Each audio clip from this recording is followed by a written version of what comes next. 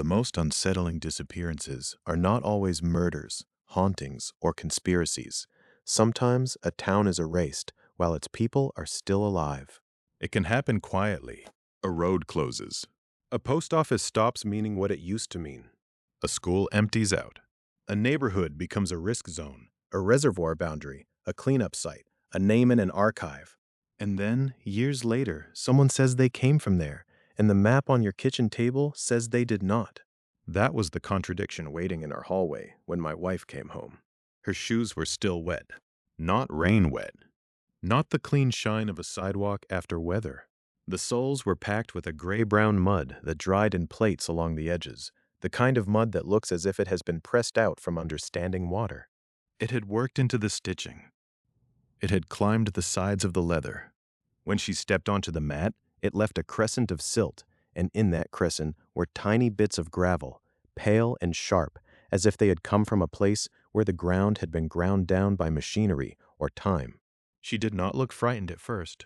That was what frightened me.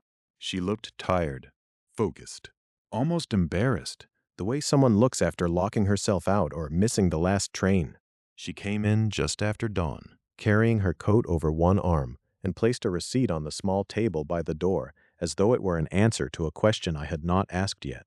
I had been awake all night. Her phone had gone silent shortly after midnight.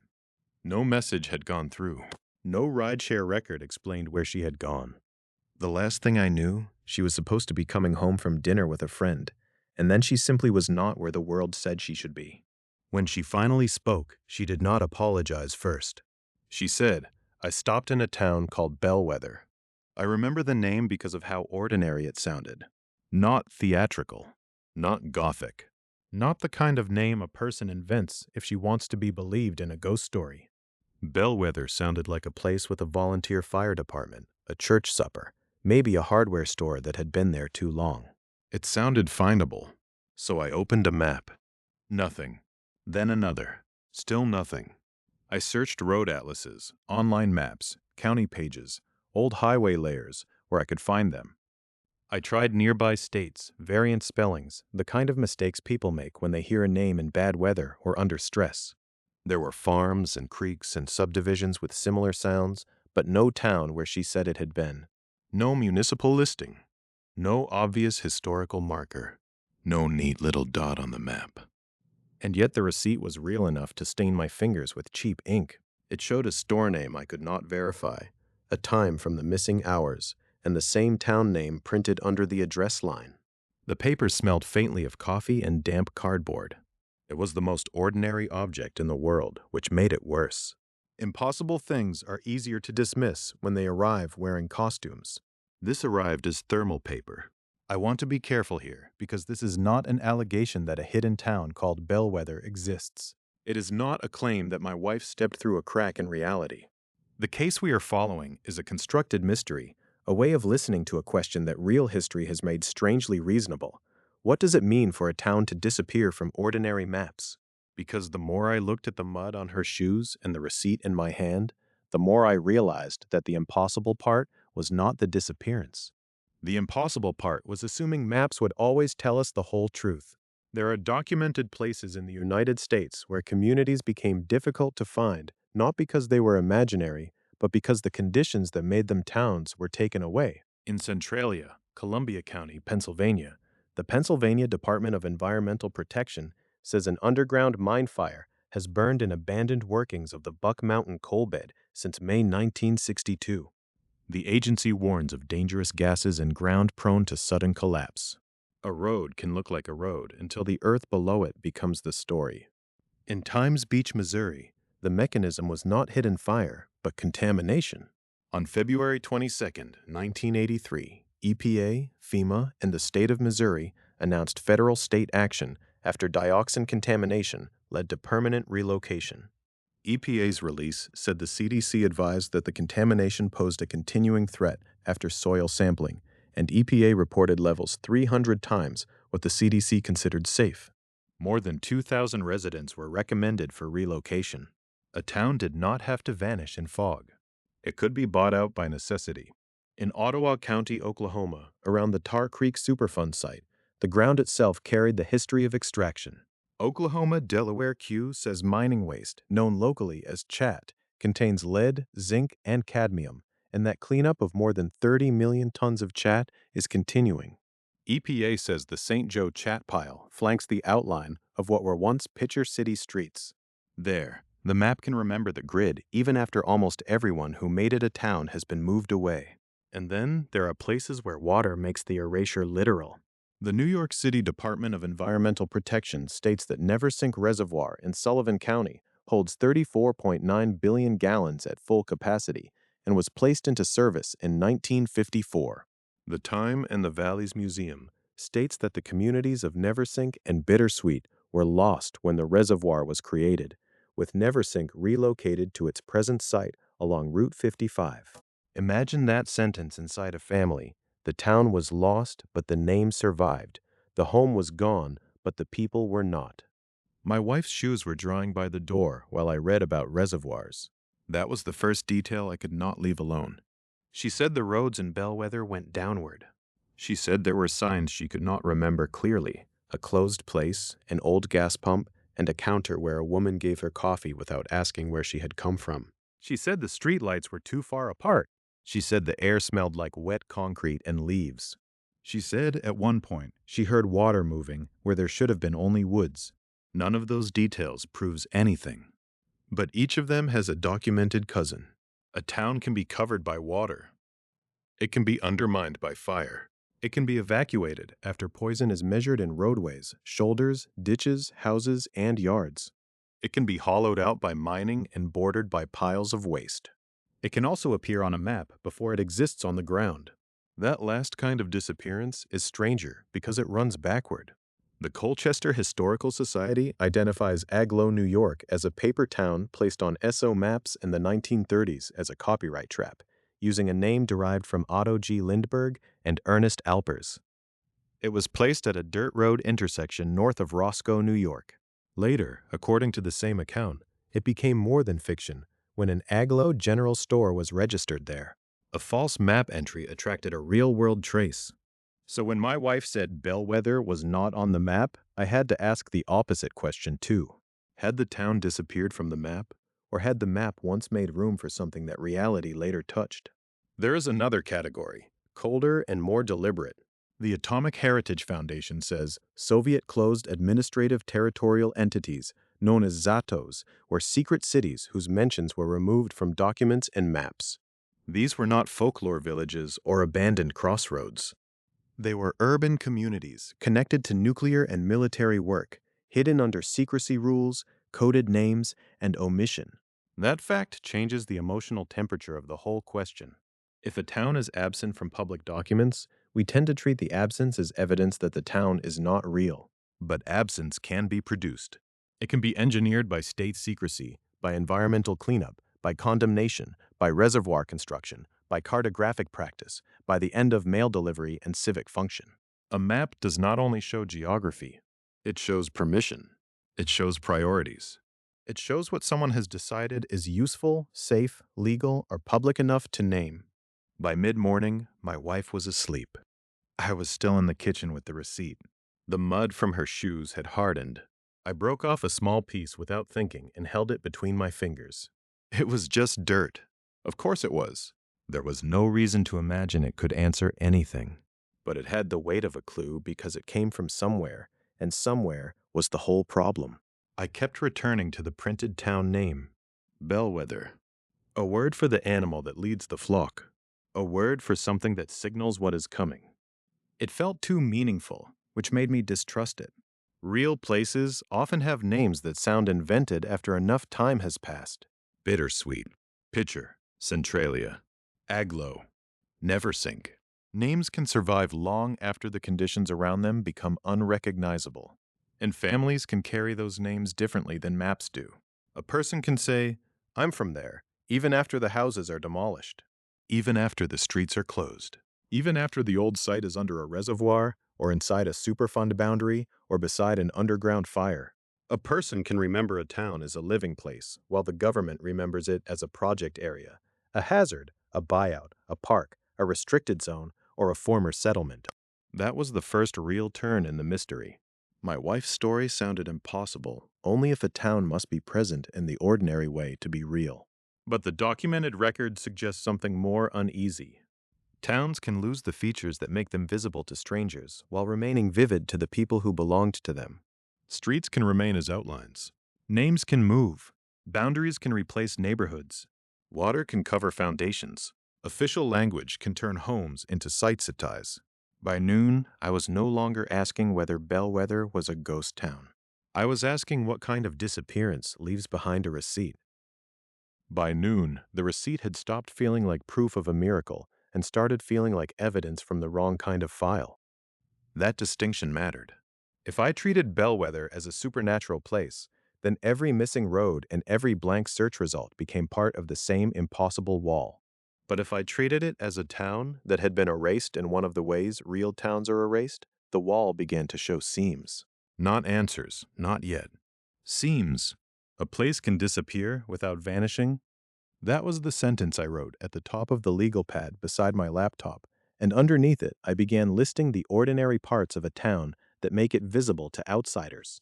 Roads, mail, schools, stores, tax parcels, utilities, emergency services, census references, local maps, newspaper listings, a post office, a town hall, a cemetery with a maintained road, a church that still holds services, a business address that still receives deliveries.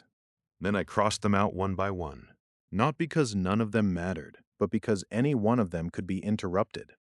A road could be closed. A postal route could be changed. A school district could consolidate. A borough could remain on paper while its houses disappeared. A private home could become a parcel inside an environmental boundary. A main street could become a service road, a trail, a flooded grade, or a line visible only in an old plat map. The strange thing was not that towns disappear from ordinary life. The strange thing was how much of that disappearance can happen through paperwork, engineering, public health, and time. When people say a town is gone, they often mean it in the theatrical sense. Empty windows, a leaning sign, dust, a place abandoned after the mines closed or the railroad moved on. But the cases I was reading did not always fit that image. Some were more precise and more unsettling. They were places where a government agency, a utility project, or an environmental investigation had not merely watched a town decline. It had reclassified the land beneath it. That is a colder kind of disappearance. A neighborhood becomes a risk zone. A street becomes a closed route. A yard becomes a sampling location. A home becomes a buyout property. A town becomes a reservoir site. A settlement becomes a former settlement. The language does not sound dramatic, but it changes what the world is allowed to do with the place. I kept thinking about my wife's voice when she said Bellwether. She had not said it like someone inventing a spooky name. She said it the way a person says the name of a place they have had to explain too many times. Softly, but with irritation underneath. As if the burden was not remembering it, but proving that it had ever been there. That was the point where the mystery shifted from maps to mechanisms. Ordinary maps are not neutral records of everything that exists. They are instruments for use. They show what the mapmaker expects the user to need: open roads, current settlements, public boundaries, known destinations, named water, parks, highways, serviceable routes. If a place stops functioning as a destination, the modern map has less and less reason to keep presenting it as one. And the erasure does not need to be dishonest. It can be practical. If a road is no longer safe, a highway department can close it. If a contaminated area is being cleaned up, environmental agencies can describe it by site boundaries instead of neighborhood names. If families are relocated, the lived town can vanish before the legal descriptions vanish. If a reservoir covers the old roads, the water body becomes the visible landmark, and the old streets recede into archives, museum exhibits, memories, and submerged foundations. The name may survive, but not where it used to be. That detail troubled me more than I expected, because when my wife described Bellwether, she did not describe a ruin. She described reaching a place that seemed almost current, almost available. A road, a store, a receipt, mud on her shoes that dried into gray flakes by the door. She described a town that behaved like a living town, for the span of one night, then became unreachable by morning. The documented world does not give me that exactly. It does not hand me bellwether, but it does give me categories that make her claim harder to dismiss. Centralia, Pennsylvania offers one category: danger underneath the ordinary surface. Times Beach, Missouri offers another: a town bought out and transformed after contamination. Picher, Oklahoma offers the outline of streets and civic memory left inside a landscape damaged by mining waste and underground risk. The old communities connected to the Neversink Reservoir in Sullivan County, New York, offer another form of loss, where a place can be real in memory and records, while its original site lies under drinking water infrastructure. Agloe, New York, complicates the map itself because it began as a paper town, placed on SO maps as a copyright trap, and then acquired a strange real-world trace when a store used the name. Soviet-closed administrative territorial entities, known as ZATOs, show that omission from public maps can also be policy, especially where military and nuclear secrecy are involved. None of those examples is bellwether. That is important. I am not saying my wife visited Centralia, or Times Beach, or Picher, or an old reservoir hamlet, or a paper town, or a closed city. I am saying that the kinds of disappearance she described have documented counterparts. A town can be hidden by risk. It can be displaced by water. It can be turned into a cleanup site. It can be removed from ordinary navigation because the roads no longer invite the public in. It can be remembered by former residents as a complete world, while appearing to strangers as a blank, a boundary, or a warning. Once I understood that, the absence of bellwether from a search result felt less final. It was still troubling, but it was no longer decisive. The first trap in any mystery like this is assuming that a place is either fully present or fully imaginary. Real places are not so tidy. They can be partial. They can be administratively dead and emotionally alive. They can remain in deeds, lawsuits, environmental records, oral histories, old-school photographs, or the memory of someone who knows where the road used to bend. They can also be renamed. That may be the quietest form of erasure. A name that belonged to a hamlet, a borough, a settlement, or a cluster of families can detach from its original coordinates. It can move to a new site, survive as a road name, linger in a church record, or disappear into a larger municipality. To someone born after the change, the old name looks like a mistake.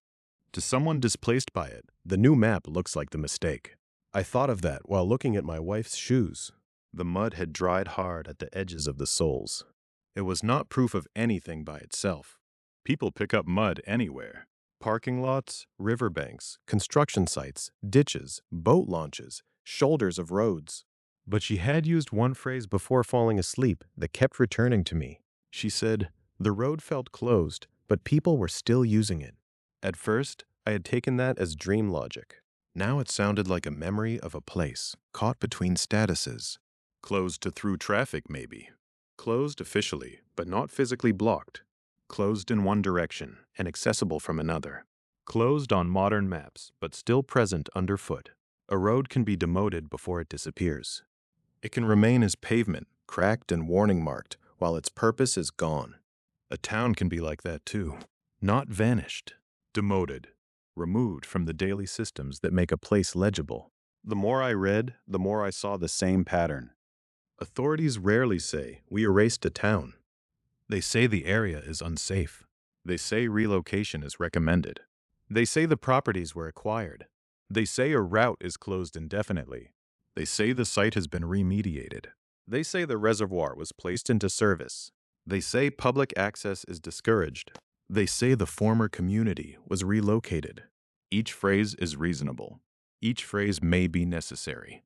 But together, over years, they can turn a lived place into a technical description.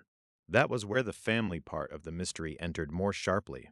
Because for agencies, these places are cases, sites, projects, hazards, reservoirs, parks, and zones. For families, they are where a grandmother kept a garden, where a father walked to school, where a child learned the turn before the bridge, where a storekeeper wrote receipts by hand. The official record preserves what it must. The family memory preserves what it cannot help preserving. And sometimes, those two forms of memory no longer align. I wondered whether Bellwether, if it had existed in any form, had been a town in the civic sense or something looser. A settlement, a company town, a hamlet, a neighborhood beside a route that no longer mattered. A cluster of homes later folded into an environmental boundary, a place known locally by one name and officially by another. A name that survived on receipts because a store kept using it after the map stopped caring. The receipt on our kitchen table became less like a message from nowhere and more like a stubborn leftover from some broken chain of records. A business can outlive a municipal identity. A road sign can outlive a road's importance. A family name can outlive the house attached to it. A cemetery can outlive the town that buried people there. A receipt can carry an address that navigation software cannot interpret because the living system around it has changed. That possibility did not make me feel better. It made the mystery more human. If Bellwether was a fantasy, then my wife had brought home an impossible object. But if Bellwether belonged to the documented family of erased places, then the receipt might have come from something sadder than a haunting. It might have come from a place in the long process of being made unfindable. I went back through what she had said before sleep overtook her. There had been the mud, the store, the blank search results. But there was also a detail I had almost missed because she said it casually, as if it were part of the weather. She said the pavement was warm. Not sun warm. Not summer warm. Warm in the dark, after rain, with little breaths of vapor rising from cracks near the shoulder. She said there were warning signs, though she could not remember their wording. She remembered a stretch of road that looked ordinary until it seemed to exhale. That was the first concrete clue that pointed away from water and toward something underneath. Not a ghost under the town. A fire. A fire made more sense than it should have. Not a house fire. Not the kind that leaves blackened siding, broken windows, and the sharp smell of smoke and fabric. What my wife described was stranger because it was quieter. Warm pavement after rain. Vapor rising where the road had cracked. Warning signs in a place that otherwise looked like it might still accept traffic, still lead somewhere ordinary. Those details sent me to Centralia, Columbia County, Pennsylvania. I did not go there first because Centralia is famous. I went there because the facts around it matched the shape of her memory without requiring the impossible. The Pennsylvania Department of Environmental Protection says an underground mine fire has burned there in abandoned workings of the Buck Mountain coal bed since May 1962. That sentence is almost too plain for what it means. A fire began beneath a town, and instead of ending with sirens, ashes, and rebuilding, it moved into the hidden architecture left behind by coal mining. A surface town can be mapped easily enough. Streets, lots, houses, churches, stores. But an old coal town has another geography underneath it. There are workings, voids, seams, barriers, shafts, places where the earth has been opened and partially forgotten. A person standing on pavement may think they are standing on the present when below them is a damaged version of the past. That was what disturbed me about Centralia as a clue. It did not behave like a ruin at first glance. The danger was not always something a stranger could understand by looking. It lived below the visible town, in abandoned mine workings, in old coal, in pathways where heat and gases could move beyond the edges of ordinary sight. The reported origin was almost unbearably mundane. According to the Pennsylvania Department of Environmental Protection, the Centralia fire reportedly began with the controlled burn of residential trash in an abandoned strip pit. The pit was about 75 feet wide and 50 feet deep. It was the kind of civic act that belongs to the practical life of a small place. Refuse gathered, burned, managed, cleared away. But the location mattered. The burn was in an abandoned strip pit, and the fire found a way into the coal workings. There's a particular kind of fear in a disaster that begins as maintenance. Not malice, not ritual, not a curse. Trash, a pit, fire. Old mine workings. A mistake or failure of containment, and then a town's future changes shape. In the notes I found, the technical language kept trying to hold the event still. Buck Mountain coal bed. Abandoned workings. Controlled burn.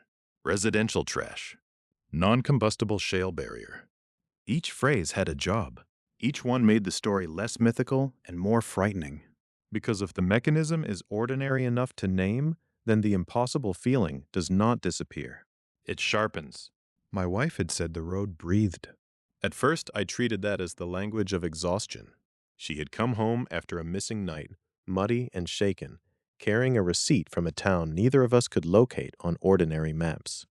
I had no reason to trust every metaphor, but Centralia gave me a way to understand what she might have seen. The Department of Environmental Protection warns that the Centralia mine fire area contains dangerous gases and ground prone to sudden collapse, and it strongly discourages visiting the immediate area. Dangerous gases.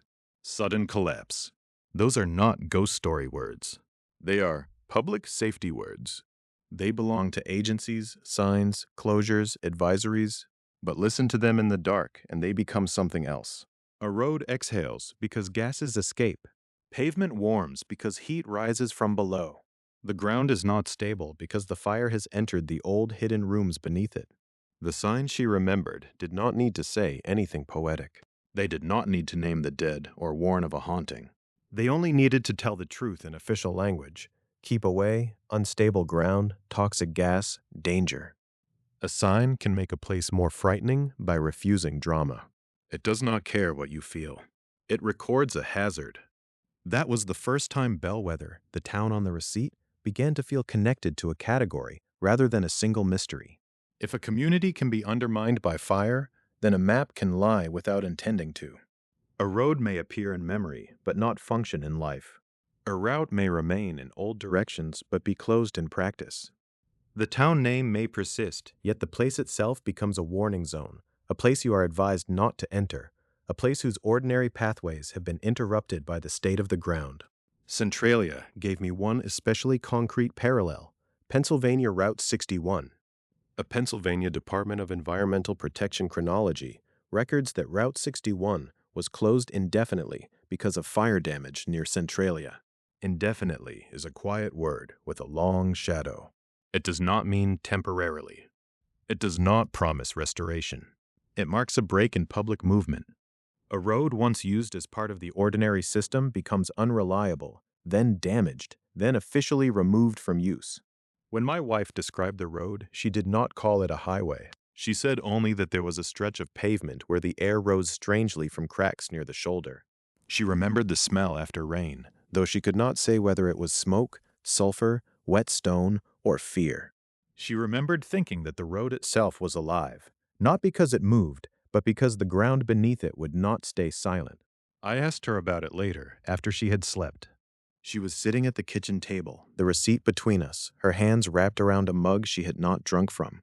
The morning light made the whole thing feel less dramatic and therefore worse. It is easier to dismiss fear at midnight. It is harder when the cups are clean, the mail is on the counter, and the person you love is calmly trying to describe a place that should not be reachable. Was it steam? I asked. She shook her head, then hesitated. Not exactly. More like the road had breath. I wrote that down even though I did not like it.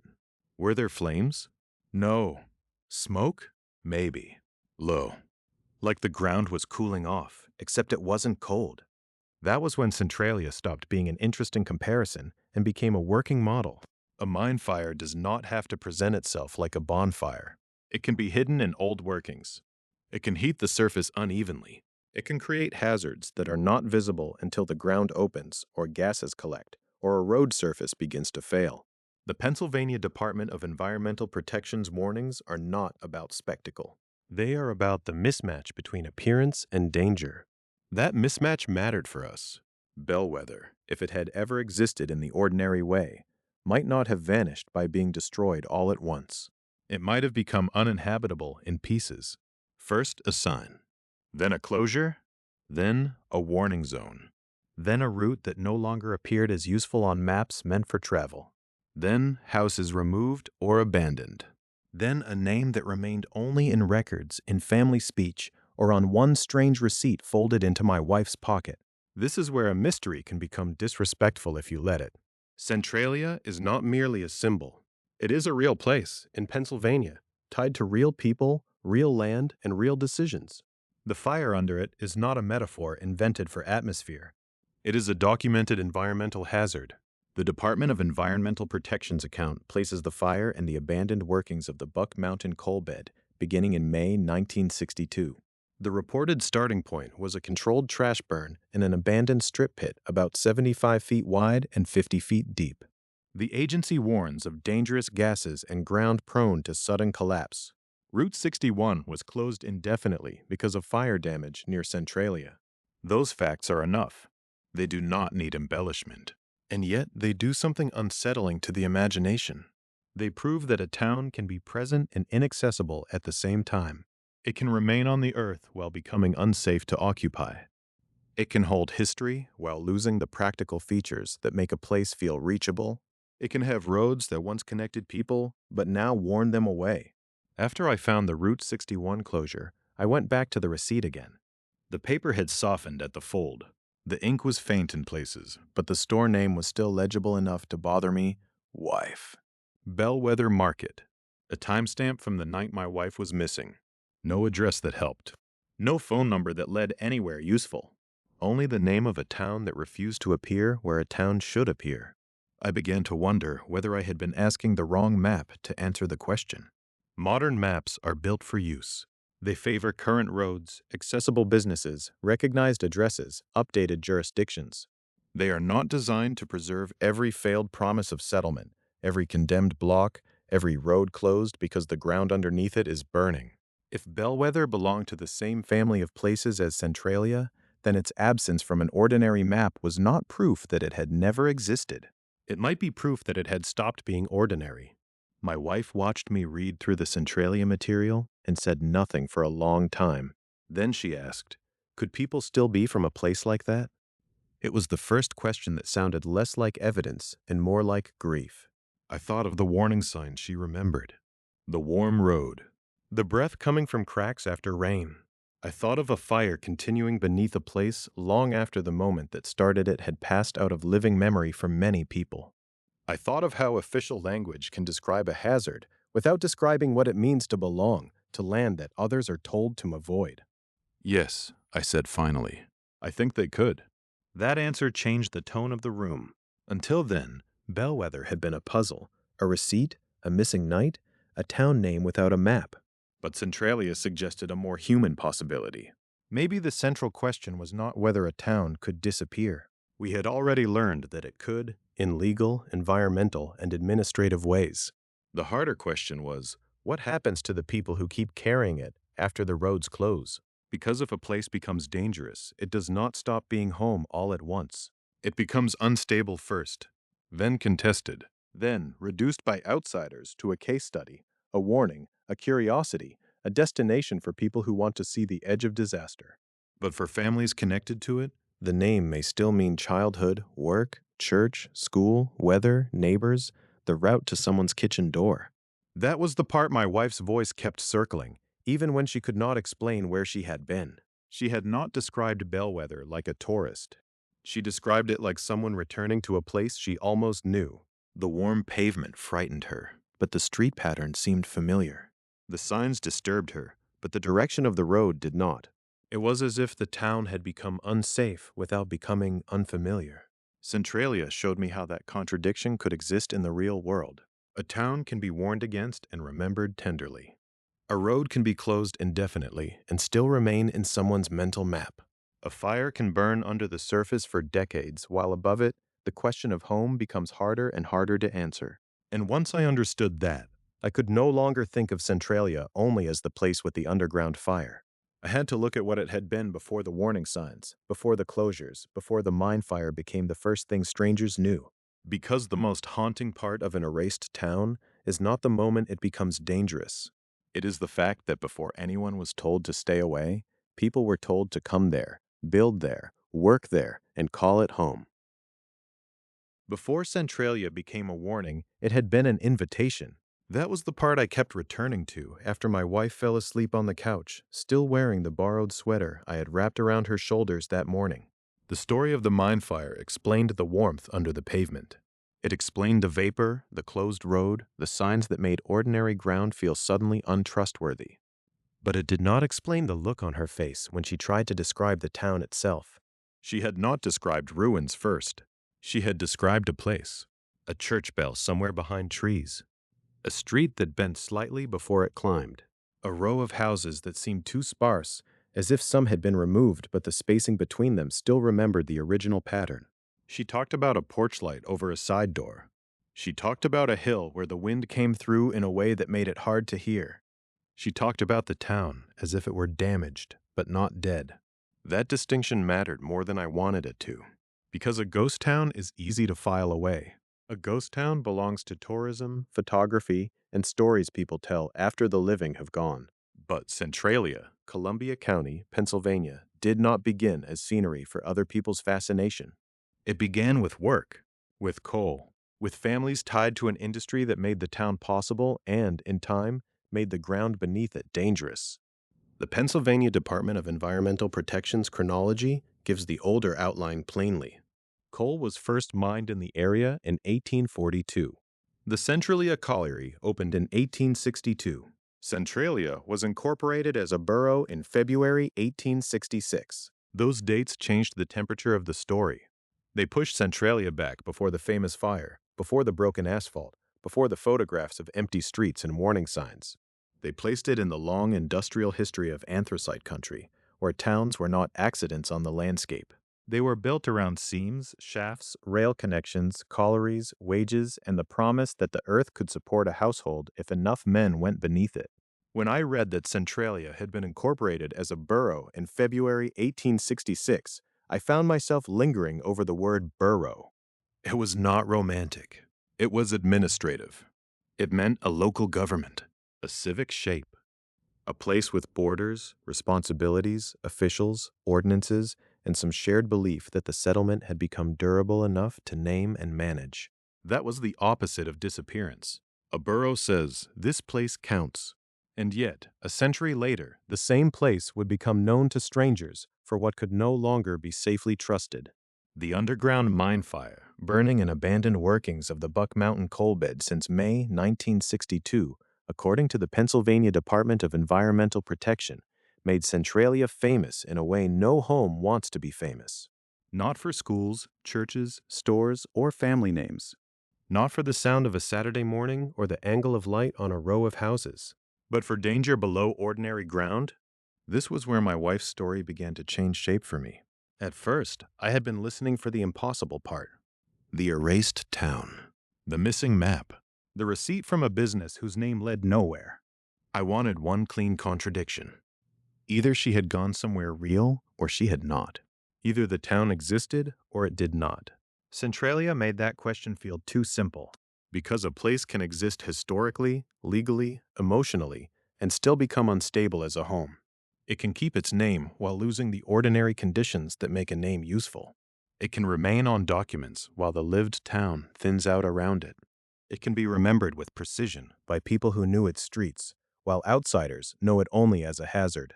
That was the first time I understood the phrase impossible family in a practical way. Not impossible because the family could not exist. Impossible because the ground of belonging had changed under them. My wife said she remembered visiting Bellwether when she was a child, though she had never mentioned it before the night she disappeared. She said her mother had told her not to talk about it because people made jokes or asked questions or looked things up and came back smug, holding the silence of a map as if silence were proof. That detail bothered me. It bothered me because Centralia showed how cruel that kind of proof could be. A modern map is not a full memory. It is a current argument about access, relevance, risk, and infrastructure. It tells you which roads are open, which places are recognized in ordinary use, which names are useful to the traveler. It does not always tell you where somebody's grandmother lived, where a school once stood, or where a family learned the shape of its own story. The public record can preserve a town and diminish it at the same time. Centralia's older facts gave the place weight. Coal first mined in the area in 1842. The Centralia Colliery opened in 1862. Borough incorporation in February 1866. These were not legends. They were the foundation of a community that became real through industry and civic structure.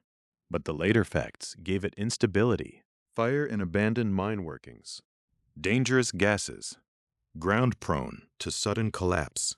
Route 61 closed indefinitely because of fire damage near Centralia. Put together, those facts do something unsettling. They show a town that refused to become a ghost, not because nothing happened to it, but because too much had happened to let it become simple. A ghost town suggests absence. Centralia suggests conflict. Stay away, the warning says. I lived there, the memory answers. The ground is dangerous, the agency says. That was my street, the resident says. The road is closed, the map says. I still know where it goes, the mind says. I began to hear that conflict in my wife's voice. When she spoke of Bellwether, she did not sound like someone inventing a fantasy. She sounded like someone trying to describe a place whose categories had been taken away. Not quite abandoned. Not quite hidden. Not quite destroyed.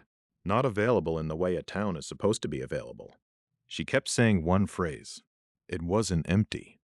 She said it when I asked about the storefront on the receipt. She said it when I asked if she saw people. She said it when I asked whether the houses looked lived in. Each time, her answer moved around the question. It wasn't empty. I thought again of Centralia as a model, not a match. I was not trying to turn her memory into Centralia. I was trying to understand what kind of real-world mechanism could make her memory sound impossible without requiring the world itself to break. Centralia offered one answer. A town can remain emotionally inhabited after ordinary habitation has become dangerous. A place can be present in family memory long after its public identity has been reduced to a caution. The more I read, the less I trusted the clean phrase erased from every map. Erasure was not always a single act. Sometimes it was a wearing down. A road closure here. A demolition there.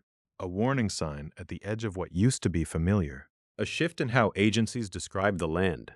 A point at which visitors arrive not to see a town, but to see what happened to it. And families are not built to obey that transition cleanly. A family does not stop belonging to a place because a road is closed. It does not forget a porch because a property is condemned. It does not surrender a cemetery, a school memory, or the sound of a local name because the larger world has found a new label. Hazard, site, closure, relocation area, mine fire zone. Those words may be necessary. They may be accurate. They may save lives, but they do not replace the older language of home. They sit on top of it, and for the people connected to the place, the layers do not always align. That was what frightened me about my wife's memories. Not that they were too strange, but that they were beginning to resemble something documented. They had the emotional logic of a town that had not disappeared from history, only from ordinary life. A place where the past remained vivid enough to guide someone through streets that the present no longer fully endorsed. Late that evening, I took out the receipt again. The paper had dried slightly at the corners. The ink was still faint, but the town name remained legible enough to bother me. Bellwether. I searched for it in combination with coal, fire, borough, mine, colliery. Nothing useful appeared. No need match. No archival rescue. But Centralia had taught me not to expect neatness.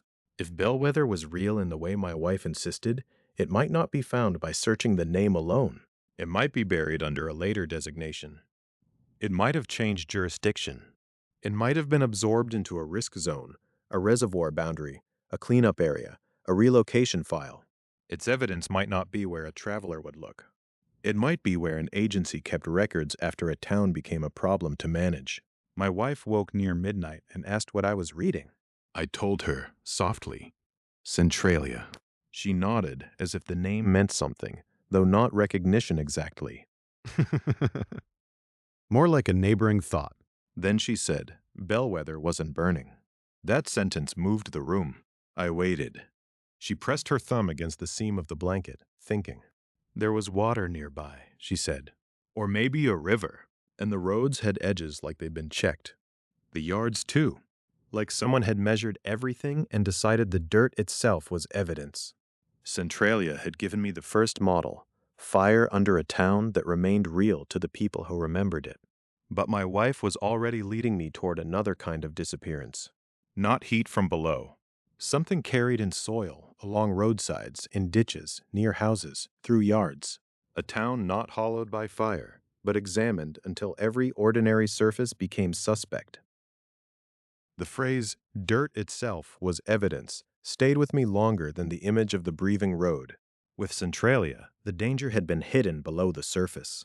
The pavement could look nearly normal, while the old mine workings underneath made the ground unstable. But what my wife was describing now was different. She was not talking about heat rising from below. She was talking about attention being paid to the surface itself, the shoulders of roads, the edges of ditches, the soil near houses, the yards where children would have played and where dogs would have followed fence lines and where someone might have knelt to plant tomatoes in spring.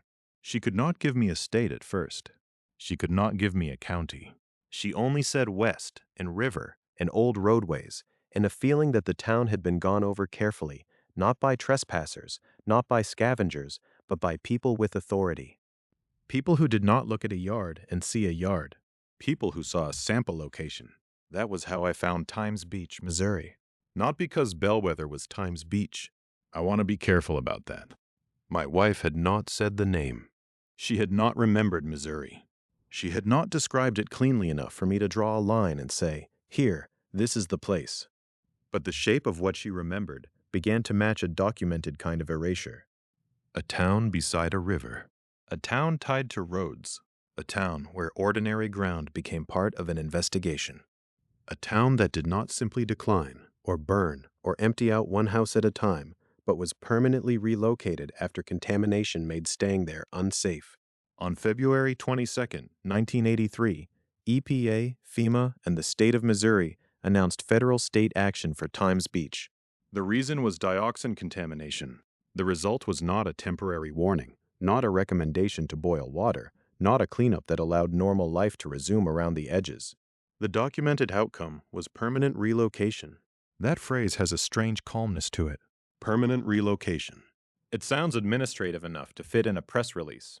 It sounds orderly, almost merciful, as if a town can be lifted from danger the way a photograph can be lifted from a wet table. But for a family, permanent relocation means something much more intimate. It means the place where your mail went is no longer a safe answer. It means your address becomes part of a case history. It means the house was not only a house. It was also a point in a risk zone, a property in a buyout, a structure standing on soil that had to be tested and interpreted by someone else. And that was what pulled me closer. EPA's 1983 release said the Centers for Disease Control advised that dioxin contamination posed a continuing threat to Times Beach residents after extensive soil sampling. The phrase continuing threat mattered to me because it separated Times Beach from the kind of disaster that has a single dramatic moment. Some towns are changed by one impact, one flood, one explosion, one fire break at the edge of a map. Times Beach was different in the way my wife's memory was different. The danger was not only an event, it was a condition, something that remained present in the soil after the first alarm. And the soil sampling itself followed the logic of her description. The documented sampling included roadways, shoulders, ditches, houses, and yards. I read that list again and again because it was almost exactly the language she had reached for when she was trying to explain Bellwether. Not landmarks, not monuments, not a courthouse clock or a school mascot or a water tower with a painted name. Roadways, shoulders, ditches, houses, yards. It was the anatomy of a town reduced to compact surfaces. The road where tires rolled, the shoulder where dust settled, the ditch where runoff collected, the house where a family believed the walls separated them from the outside world, the yard where outside and home were supposed to meet harmlessly. In a normal memory, those features are background. Nobody comes home from a town and says, "I remember the shoulders of the road." Nobody describes ditches unless something about them has become important. But in a contaminated place, the ordinary parts of a town become the parts that matter most. The evidence is not hidden in one locked room. It is spread through the spaces people pass without thinking. That was why Times Beach disturbed me in a quieter way than Centralia. The mine fire gave the imagination something to picture. Flame underground. Smoke. Collapse. A road closed because fire had damaged it? It was terrible, but it had a center. It had a below. Dioxin contamination did not offer that same shape. It made the surface uncertain. It made the safest-looking things hard to trust. Grass. Dust. The strip between a road and a yard. The place where a child might step off a bicycle and stand barefoot without being warned. EPA reported that dioxin levels in Times Beach were found to be 300 times what the CDC considered safe. I stopped on that number, not because a number can explain the human experience of losing a town, but because it shows how sharply official understanding had turned. There was a line between acceptable risk and unacceptable risk, and Times Beach had not merely crossed it. According to EPA's report, the levels were hundreds of times beyond what the CDC considered safe. 300 times. That kind of measurement changes the meaning of a home. Before the tests, a yard is personal. It belongs to the family that mows it, weeds it, fights over it, decorates it, neglects it, knows where the soft patch is after rain. After the tests, the same yard has a second identity. It is a sample area. It is data. It is part of a pattern that can be compared with health guidance and used to decide whether a town can continue as a town. My wife listened while I told her the name Times Beach. She was sitting at the kitchen table then, both hands wrapped around a mug she had not drunk from. Morning light had come into the room flat and gray, the kind that makes everything look more factual than comforting. Beach? She asked. Missouri, I said. She looked toward the window, as if geography might appear there if she waited long enough. There was water, she said. I told her about the Merrimack River near the former Times Beach site, only that much, because I did not want to force her memory into the shape of my research. That had become one of the rules I was trying to keep for myself. I could compare. I could listen for echoes. But I could not make her missing night confess to a source just because the source was real. Still, the resemblance had weight. The roadways and the river. The tested ground. The official language of threat. The way a place could be present in records and absent from ordinary life. EPA said permanent relocation was recommended for more than 2,000 residents. More than 2,000 people is not an abstraction when you think of it house by house. It is families packing under pressure. It is arguments over what can be kept and what cannot. It is children asking whether they will come back. It is adults learning that return is not always a matter of longing, permission, or money. Sometimes return is blocked by the ground itself. That was the part I had not understood at the beginning of this search. When my wife first came home with mud on her shoes and a town name I could not find, I thought the mystery was about maps. Either a town was on them or it was not.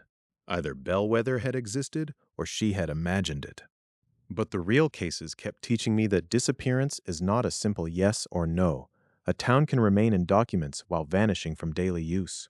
It can remain in memory while losing its mail, its school routes, its property market, its future tense. It can be named in an EPA release and still become impossible to visit as home. Times Beach showed me a form of erasure that was not fire and not flood. It was decision by evidence. Soil was sampled. Risk was assessed. The CDC warned of a continuing threat. EPA reported contamination levels far beyond what was considered safe. Federal and state action followed. Relocation was recommended for more than 2,000 residents. There is nothing supernatural in that chain. That is what made it frightening. Because it meant my wife's impossible sentence had a real-world grammar. A town could be removed not by forgetting, but by knowing too much about it. By measuring it until every familiar place became part of the reason people had to leave. That night, after she went upstairs, I wrote Times Beach beneath Centralia in my notebook. Centralia had taught me that a hometown could sit above danger and still hold on to its name. Times Beach taught me that a hometown could be bought out by poison, its danger spread across roadsides and yards, until leaving became the official answer. And once I understood that, another question opened quietly behind the first one. If a town could be emptied because the ground was unsafe, what happened afterward to the place itself? Not the memory, not the records, the actual acres. What did the map call it when the houses were gone, the residents relocated, and the contaminated town had to be remade into something the living could approach again? The question stayed with me because it was not really about land use. It was about identity. A place can be abandoned and still look abandoned. That is one kind of disappearance. The broken windows, the weeds through the pavement, the road that goes nowhere and admits it goes nowhere. But Times Beach pointed towards something quieter and harder to hold in the mind. A place can be emptied, cleaned, renamed, reopened, and made useful again. It can become safe enough for visitors, safe enough for trails and picnic tables and interpretive signs, while still carrying underneath it the shape of a town that had to be removed. That was the part I could not stop thinking about after I found the EPA records. According to EPA's 1983 release, the buyout at Times Beach involved 800 residential properties and 30 businesses. The money came through Superfund, and EPA stated that $33.1 million was transferred to FEMA for relocation. I read that sentence several times, not because the language was dramatic, but because it was not. It had the flat, necessary tone of administration. A number of properties, a number of businesses, a transfer of funds, a purpose, relocation.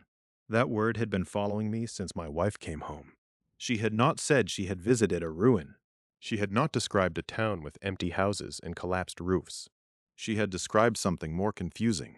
Roads that felt remembered rather than current. A place with an ordinary surface and an impossible absence. A place that seemed to have been handled by officials before it ever reached her. Times Beach made that kind of story less impossible. The former town did not simply sit forever as a fenced scar on the edge of the Merrimack River. The site later became Route 66 State Park, a 409-acre park that opened in 1999. Even the name carried a strange double life. Route 66 belongs to the American imagination as movement, roadside commerce, family trips, neon signs, motels, diners, and the promise of arrival. Times Beach had once been tied to that road culture too, to the idea of a place along a route where people could live, stop, build, and belong. Then the land became known for contamination. Then, later, it became a park. I tried to imagine explaining that transformation to someone who had grown up there. Your street is gone, but the acres remain. Your yard is gone, but the land is open. The town is no longer a town, but people can come there on purpose. They can walk where families once lived, perhaps without understanding the full weight of the ground beneath their feet. This was not a ghost story in the usual sense. It was almost the opposite. Ghost towns usually remain too visibly dead. Times Beach had been given an afterlife, and afterlives require work. EPA states that a temporary incinerator ultimately treated 265,354 tons of dioxin-contaminated material from 27 eastern Missouri dioxin sites. Of that, 37,234 tons came from Times Beach. I wrote those numbers slowly in my notebook, spelling them out because numerals made them look too compact. Tons are not abstract when you imagine the material being gathered, moved, handled, and burned. Contaminated soil is not a symbol. It is weight. It is volume. It is the physical remainder of a disaster that had entered roadsides, shoulders, ditches, houses, and yards.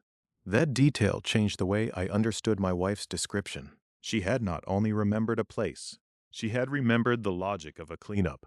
When she spoke of the streets, she did not describe them as picturesque or nostalgic. She described them as if they had been inspected, as if the roadways were not merely roadways, and the ditches were not merely ditches, and the yards were not merely yards. That had matched the earlier record of soil sampling.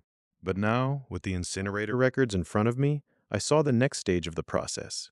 First, the land is tested. Then the danger is named. Then the people are moved. Then the material itself is treated. Then the map is allowed to say something new. A town becomes a park. That sentence should have felt hopeful. In one sense, it was. It meant there had been a public answer to a public danger. It meant the land was not simply abandoned to rumor. It meant institutions had intervened, money had been moved, residents had been relocated, contaminated material had been treated, and the site had been remade for public use. But the emotional truth was more complicated. A park is designed for ease. It tells the visitor where to walk, where to park, where to look, where to pause. It softens the landscape into an experience.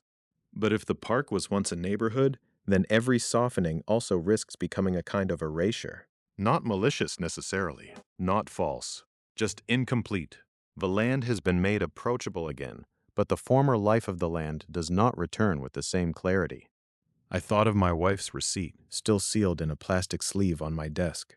The paper had become a kind of private evidence, though I knew better than to treat it like proof of anything beyond our own mystery. Its town name still refused ordinary searches. It did not behave like Times Beach exactly. It did not behave like Centralia either. But the mechanisms around it were beginning to form a vocabulary. A place could be dangerous below, like Centralia. A place could be dangerous across its surface, like Times Beach. A place could be measured, bought out, emptied, remediated, and renamed. And once that happened, the most unsettling thing might not be that the town disappeared. It might be that something perfectly ordinary appeared in its place. That was where my thinking began to shift. I had started this search looking for a missing town, as if the answer would be a name hidden in an archive or a road omitted from a current map. But erased places do not always present themselves as blank spaces. Sometimes they present themselves as civic success stories.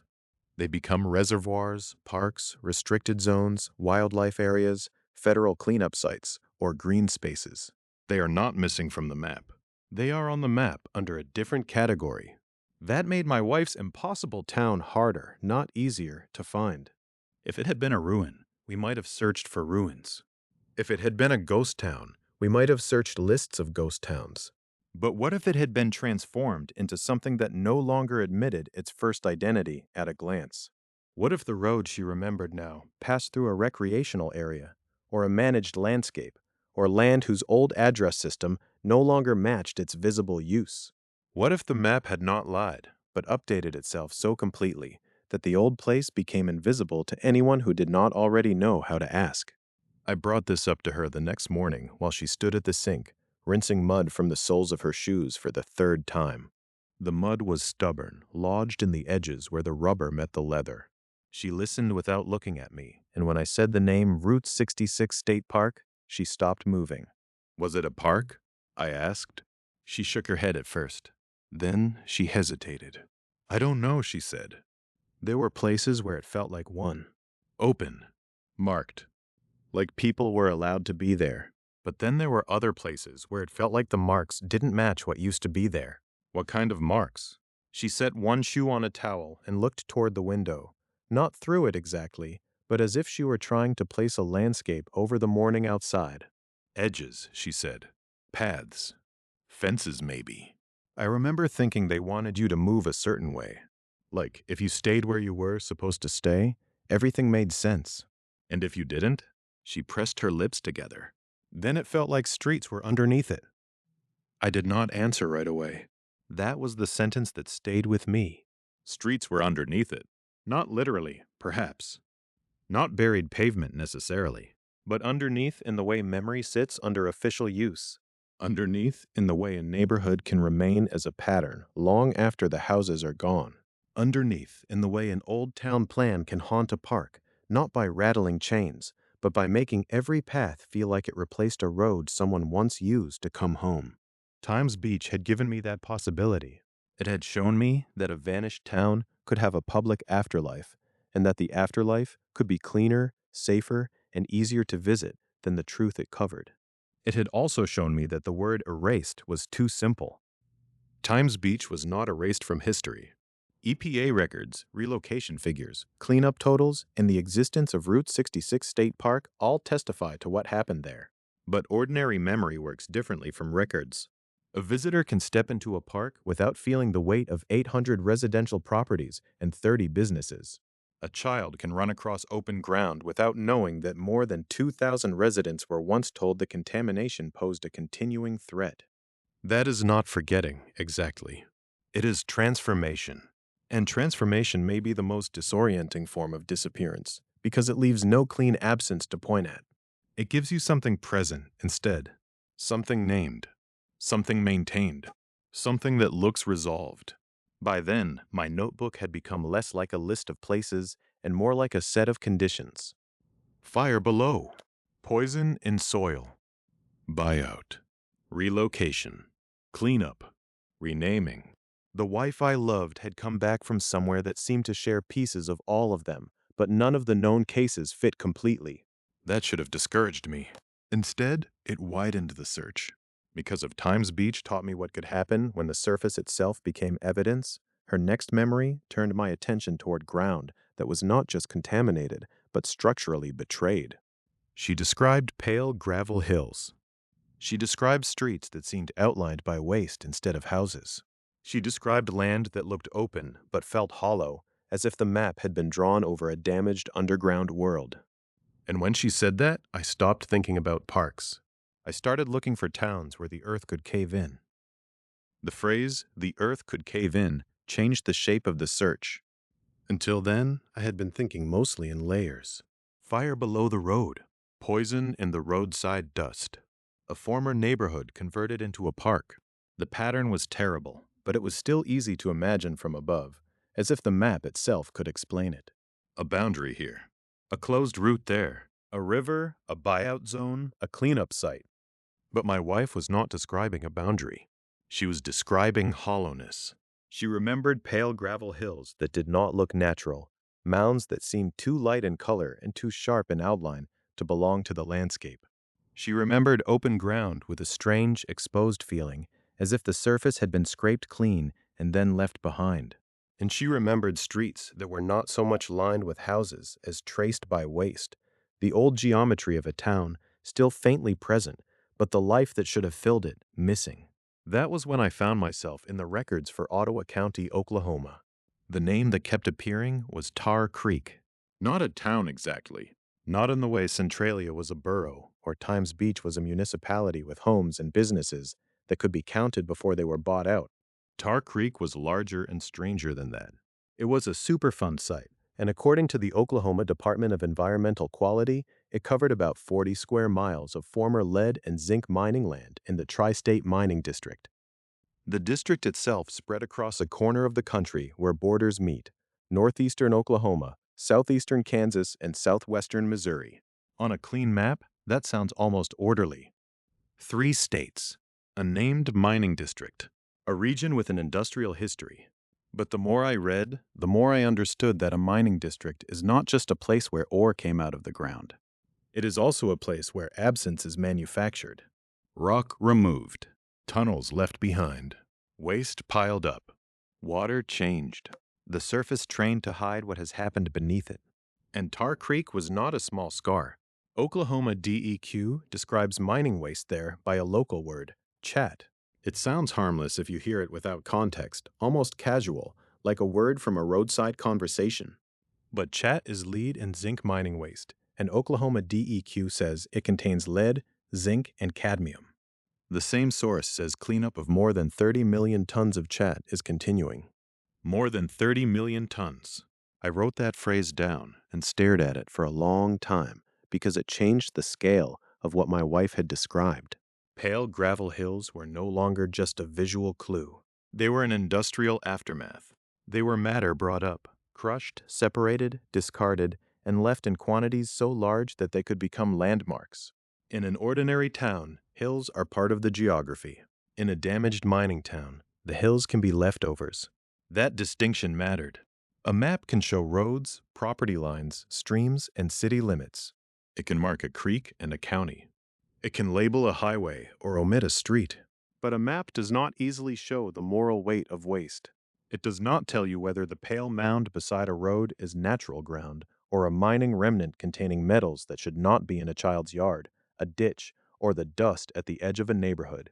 And Tar Creek was not only a surface problem. The records pointed downward. The research notes described the Boone Aquifer affected by acidic mine water at Tar Creek. They also described approximately 300 miles of underground mine tunnels under the Oklahoma portion of the district. Along with that came more than 1,320 abandoned mine shafts, plus exploratory boreholes and air vents. This was the part that made my wife's phrase come back to me with a different sound. Hollow ground. In Centralia, the fire made the underground dangerous because old mine workings had become a path for heat, gases, and collapse. At Tar Creek, the danger had another shape. Mining had taken from below and left voids behind. It had also left openings, shafts, and passages, the hidden architecture of extraction. A town built over that kind of history is not only living with contamination, it may be living over an absence that has been engineered into the earth. I tried to imagine what it would mean to grow up there or near there and have the landscape teach you a vocabulary other people did not need. Chat, mine shafts, cave-in risk, acidic mine water, Superfund. Those words are not the language of ordinary childhood, but in some places they become part of the weather of daily life. They sit behind school routes, behind the view from a porch, behind the way adults talk when they think children are not listening. They become the reason some roads feel provisional, why an empty lot does not simply look empty, why a hill of pale waste can stand in for a missing block of houses. My wife had not used the official terms. That is one reason I believed the memory had weight. She did not say Tri-State Mining District, or cadmium, or Boone Aquifer. She said the ground felt hollow. She said the streets seemed outlined by waste. She said the gravel hills were pale. Research often works that way in a family mystery. The person who remembers gives you texture. The documents give you mechanism. At first, the two do not seem to speak the same language, but then a phrase appears in one world that makes sense in the other. Tar Creek made sense of the texture. It also complicated the idea of an erased town. With Times Beach, the violence of erasure was tied to a decision: sampling, warning, relocation, cleanup, transformation. The place was officially remade. With Centralia, the danger was ongoing and subterranean, turning an old borough into a place where ordinary surfaces could no longer be trusted in the same way. But Tar Creek suggested a wider condition, one in which the land itself had been reorganized by mining on such a scale that a normal street map could become almost misleading. A street can still be visible. A town name can still appear in records. A creek can still run through the county. And yet the place can be unmade in another sense, because the assumptions that make a town livable have been damaged. The assumption that children can play in the dirt. The assumption that an open lot is only an open lot. The assumption that ground is solid because it looks solid. The assumption that waste belongs somewhere else, not in hills at the edge of the street. That was the realization that unsettled me most. An erased town does not have to vanish all at once. It does not have to sink beneath a reservoir or be fenced off overnight. It can remain visible while becoming less and less available to ordinary life. It can keep its outlines while losing the conditions that make those outlines mean home. The map may still show a place, but the lived version can be hollowed out from underneath.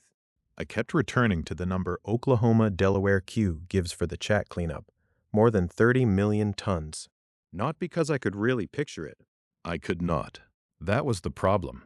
The number was too large for imagination, and maybe that was exactly why the pale hills mattered. A person can remember a mound better than a statistic. A child can remember the color of waste before they know the chemistry inside it. Lead, zinc, cadmium. Those names made the gravel hills heavier in my mind. They also made them quieter. This was not the drama of flame under a road or the sudden horror of a toxic announcement.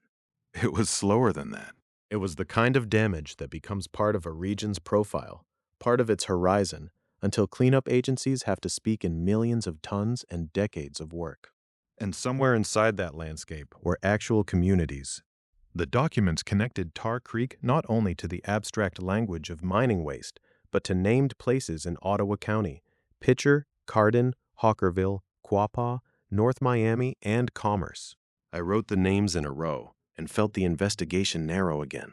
My wife's town, whatever it was, had always appeared to me as a contradiction, familiar enough to have receipts, mud, and remembered streets, impossible enough to be missing from the maps I checked first. Now I had a new model. A place could be present in name and absent in function. It could be documented and still feel erased. Its streets could remain as a pattern, even after the houses, businesses, and ordinary reasons for going there had begun to disappear. That was why Tar Creek mattered. It showed me that erasure could be geological, chemical, administrative, and emotional at the same time.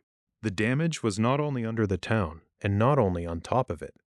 It was in the relationship between the two. By the time I closed the file, I no longer pictured my wife walking through a ghost town in the usual sense. I pictured her standing where a town's outline still existed, but the ground beneath it had been mined, the waste beside it piled into pale hills, and the future of the place measured by cleanup, relocation, and risk. Then one detail rose from the records with a shape almost too exact to ignore. There was a chat pile associated with a town called Picher, and according to EPA, it flanked the outline of what had once been city streets. That image stayed with me longer than the others. Not the idea of a town abandoned in the ordinary way, with windows broken by weather and weeds taking the sidewalks back. Not even the idea of danger underfoot, though Tar Creek had already made that real enough. What stayed with me was the shape EPA described, the St. Joe chat pile flanking the outline of what were once Picher City streets. An outline is not a town, but it is not nothing either. It is the kind of trace that makes a person stop trusting the clean confidence of a modern map. A road grid can remain visible after the life of the place has been removed. Streets can still be read from above as geometry, while no longer working as the arteries of a community. A town can become something closer to a diagram of itself. That was what pulled me into Picher, Oklahoma. The name appeared inside the larger story of the Tar Creek Superfund site in Ottawa County, in the northeastern corner of Oklahoma. It belonged to the same damaged mining landscape I had been studying, the same former lead and zinc country tied to the Tri-State Mining District. Around it were other names that mattered because the disaster did not respect city limits: Cardin, Hawkerville, Quapaw, North Miami, and Commerce. On paper, they could be listed separately. In the ground, in the water, in the waste piles, and in the administrative records of cleanup and relocation, they belonged to one long injury. My wife had not said Picher at first. She had said the streets looked wrong. At the time, that had sounded like fear translating itself into architecture. People say places feel wrong when they mean they were frightened there. But after reading the EPA description, I understood that her phrase might have been more literal than I wanted it to be. The streets could look wrong because the houses that once explained them were gone. They could look wrong because the land beside them had been reshaped by chat, the local term for mining waste. They could look wrong because a town's original grammar had survived only as a pattern. Picher was not erased by one single event. That is what made it feel so close to the mystery I was trying to solve. If a place is destroyed in one day, the story has a brutal clarity. There is a before, an impact, and an after. But places like Picher are unmade through accumulation. Mine workings below, waste above, health risks, cave-in risks, buyout decisions, relocation forms, demolitions, streets left behind as evidence that civic life used to be possible there. EPA says almost all Picher residents were bought out and relocated because of health and cave-in risks. That sentence is plain, but there is an entire town folded inside it. Almost all residents. Bought out. Relocated. The words sound administrative because they have to. Agencies cannot write every porch, every school morning, every neighbor's truck, every family argument, every holiday dinner, every remembered shortcut to a store. They have to count residences, businesses, renters, risks. They have to turn danger into categories that can be acted upon. But when you are trying to understand how a wife can come home with a town name that resists ordinary maps, those categories become intimate. They show the mechanism by which a home stops being a home while still remaining a location. EPA reports that voluntary relocations from Picher, Cardin, and Hawkerville included 628 residences, 74 businesses, and 125 renters. The relocation process was completed in 2011. I read those numbers slowly. 628 residences meant 628 private centers of the world. Houses where people knew which floorboard complained, which cabinet stuck, which window caught afternoon light. 74 businesses meant ordinary errands, paychecks, signs, doors, routines, and local memory. 125 renters meant people whose attachment to place may not have been recorded in a deed, but was no less real in the body. Completed in 2011. That date mattered because it made the disappearance recent enough to feel unstable. This was not only an old mining story from a sepia-toned past. It reached into the present century, into the age of searchable maps and satellite views and digital certainty. Picher was not a legend from before records. It was a documented place whose unmaking happened through documented decisions. And still, if a person came home saying she had been there, it would be hard to know what she meant. Did she mean the legal town? The former town? The risk zone? The memory of the town? The road grid? The outline flanked by the St. Joe chat pile? Did she mean a place where people still had family histories, or a place where ordinary residence had been made impossible? That was the problem with erased towns. The word erased made it sound as if there should be a clean blank afterward. But the real world does not usually grant that kind of neatness. It leaves partial things. It leaves names that continue in records. It leaves roads that may still be visible. It leaves neighboring communities still carrying pieces of the story. It leaves a person able to say, "I was there," while someone else, looking at a current map, might ask, "Where?" Picher also added something I had not been ready for: a final violence. The town was already being unmade by mining damage, by contamination, by the possibility that the ground itself could fail. Then, on May 10th, 2008, the National Weather Service reports that an EF4 tornado struck Picher, Oklahoma. It caused extensive damage and 6 fatalities. I had to sit with that for a while. A tornado is different from a buyout. It does not proceed through hearings, samples, appropriations, or relocation programs. It does not wait for a cleanup plan. It arrives as force. The National Weather Service describes an EF4, and in the research notes, the estimated winds are given as 165 to 175 miles per hour. Against a town already hollowed by mine workings and surrounded by the evidence of extraction, the storm reads almost impossibly cruel. Not because it created the crisis, but because it tore through a place already living inside one. This is where the mystery began to feel less like a puzzle and more like a map of grief. My wife's memory had been fragmented. Pale hills, open ground, streets with no proper town around them. Now I could see how those fragments might belong together. Picher was a place where the visible and invisible forms of danger overlapped. Chat piles could be seen. Mine voids could not. Health risks could be measured. The fear of cave-ins could be mapped and modeled, but also felt in the stomach. Relocation could be documented. Loss could only be carried. And the nearby names kept complicating the edge of the story. Cardin and Hockerville appeared with Picher and EPA's relocation numbers. Quapaw, North Miami, and Commerce were also associated with the Tar Creek site. The fact that these names clustered together mattered. An erased town is rarely erased alone. Its damage leaks into a region. Its story is shared by neighboring roads, watersheds, schools, families, and former workplaces. A line on a municipal map might say where Picher ended, but the reasons Picher became unsafe were tied to a broader industrial landscape. That helped explain why my wife had struggled to describe where she had been. She had not described a town square or a single main street. She had described a zone. A place where one community blurred into another through waste, memory, and risk. A place where the normal clues of settlement had been interrupted. The more I looked, the more I understood that Picher did not fit the usual ghost town image. It was not simply a place people left because the economy failed or the railroad moved on.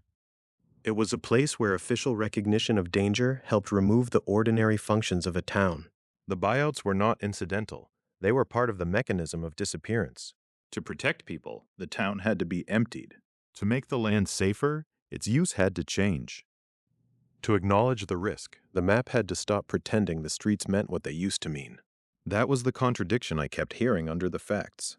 The relocation was necessary because people mattered. The relocation was devastating because place mattered too. I thought again about the receipt my wife had brought home and how small it had seemed at first. Just paper with a name that did not behave the way a name should. By then, I had stopped expecting the name to lead to a normal address. Maybe that had been my mistake from the beginning. Maybe the question was not whether the town existed in the simple present tense. Maybe the question was what kind of existence remained after fire, poison, mine waste, buyouts, and weather had each taken their portion. Picher gave me a new category for that. A town could survive as a visible outline, not as a functioning place, not as a safe home, not as the civic body it had once been, but as a shape left on the land, bordered by the byproducts of what had made it possible and then helped make it unlivable. When my wife finally spoke about that night again, she did not begin with the pale gravel hills. She did not mention Picher or Tar Creek or any of the names I had been collecting. She looked down at her shoes, the same shoes that had first brought the outside world into our kitchen, and said that some of the mud had not come from a road at all. She said there had been water over the streets. Not floodwater, she said. Still water. Deep water. The kind that covers a place so completely the map has to choose between showing what is there now and what used to be underneath. The word underneath changed what I did with the shoes. Until then, I had treated them like evidence from a surface. Mud on the soles, grit in the seams, a darker clay pressed into the tread, as if she had stepped off a paved road and crossed a shoulder after rain. I had thought of ditches, mine waste, burned pavement, contaminated yards, places where danger rises from the ground or settles into it. But when she said there had been water over the streets, the shoes stopped being a clue from a road. They became a clue from a shoreline. I put them on newspaper near the back door and looked at them longer than I should have. The mud was dried now, cracked in small plates around the heel and toe. There was nothing dramatic about it. No strange color. No impossible smell. Just ordinary earth, the kind any pair of shoes could carry home after a bad walk in the wrong place. That was what made it worse. If she had come home with something theatrical, I might have dismissed it more easily. But mud is patient. Mud does not explain itself. It only says there was a place, and there was wet ground, and someone stood there long enough to bring part of it back. I asked her again what she remembered. She did not give me a clean story. She gave me fragments, the way people do when they are trying not to invent the missing parts. She said the road went downward, then seemed to disappear. She said there were trees along the edge of the water, but the water did not feel like a lake she had visited before. It felt placed, held, as if the valley had been stopped up and filled. Then she said the names. Neversink, Bittersweet. She said them quietly, almost apologetically, as if she knew how they sounded.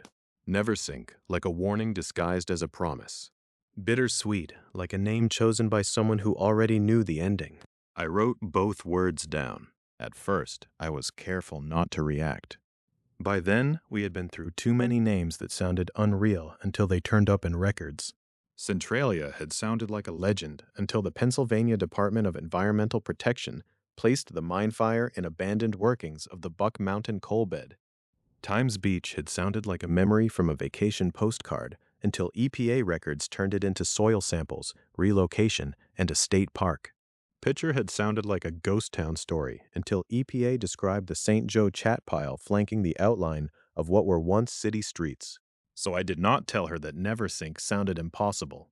I looked for it, and there it was, not as fantasy, not as a secret village refusing to be found, but as a name attached to one of the quietest ways a town can be removed from ordinary life: water supply. Neversink Reservoir is in Sullivan County, New York. According to NYC DEP, it holds 34.9 billion gallons at full capacity. The department says it was placed into service in 1954. That was the first fact that made me sit back from the screen. 1954. Not ancient history, not folklore from a century blurred into rumor. Recent enough that the loss could sit inside family memory.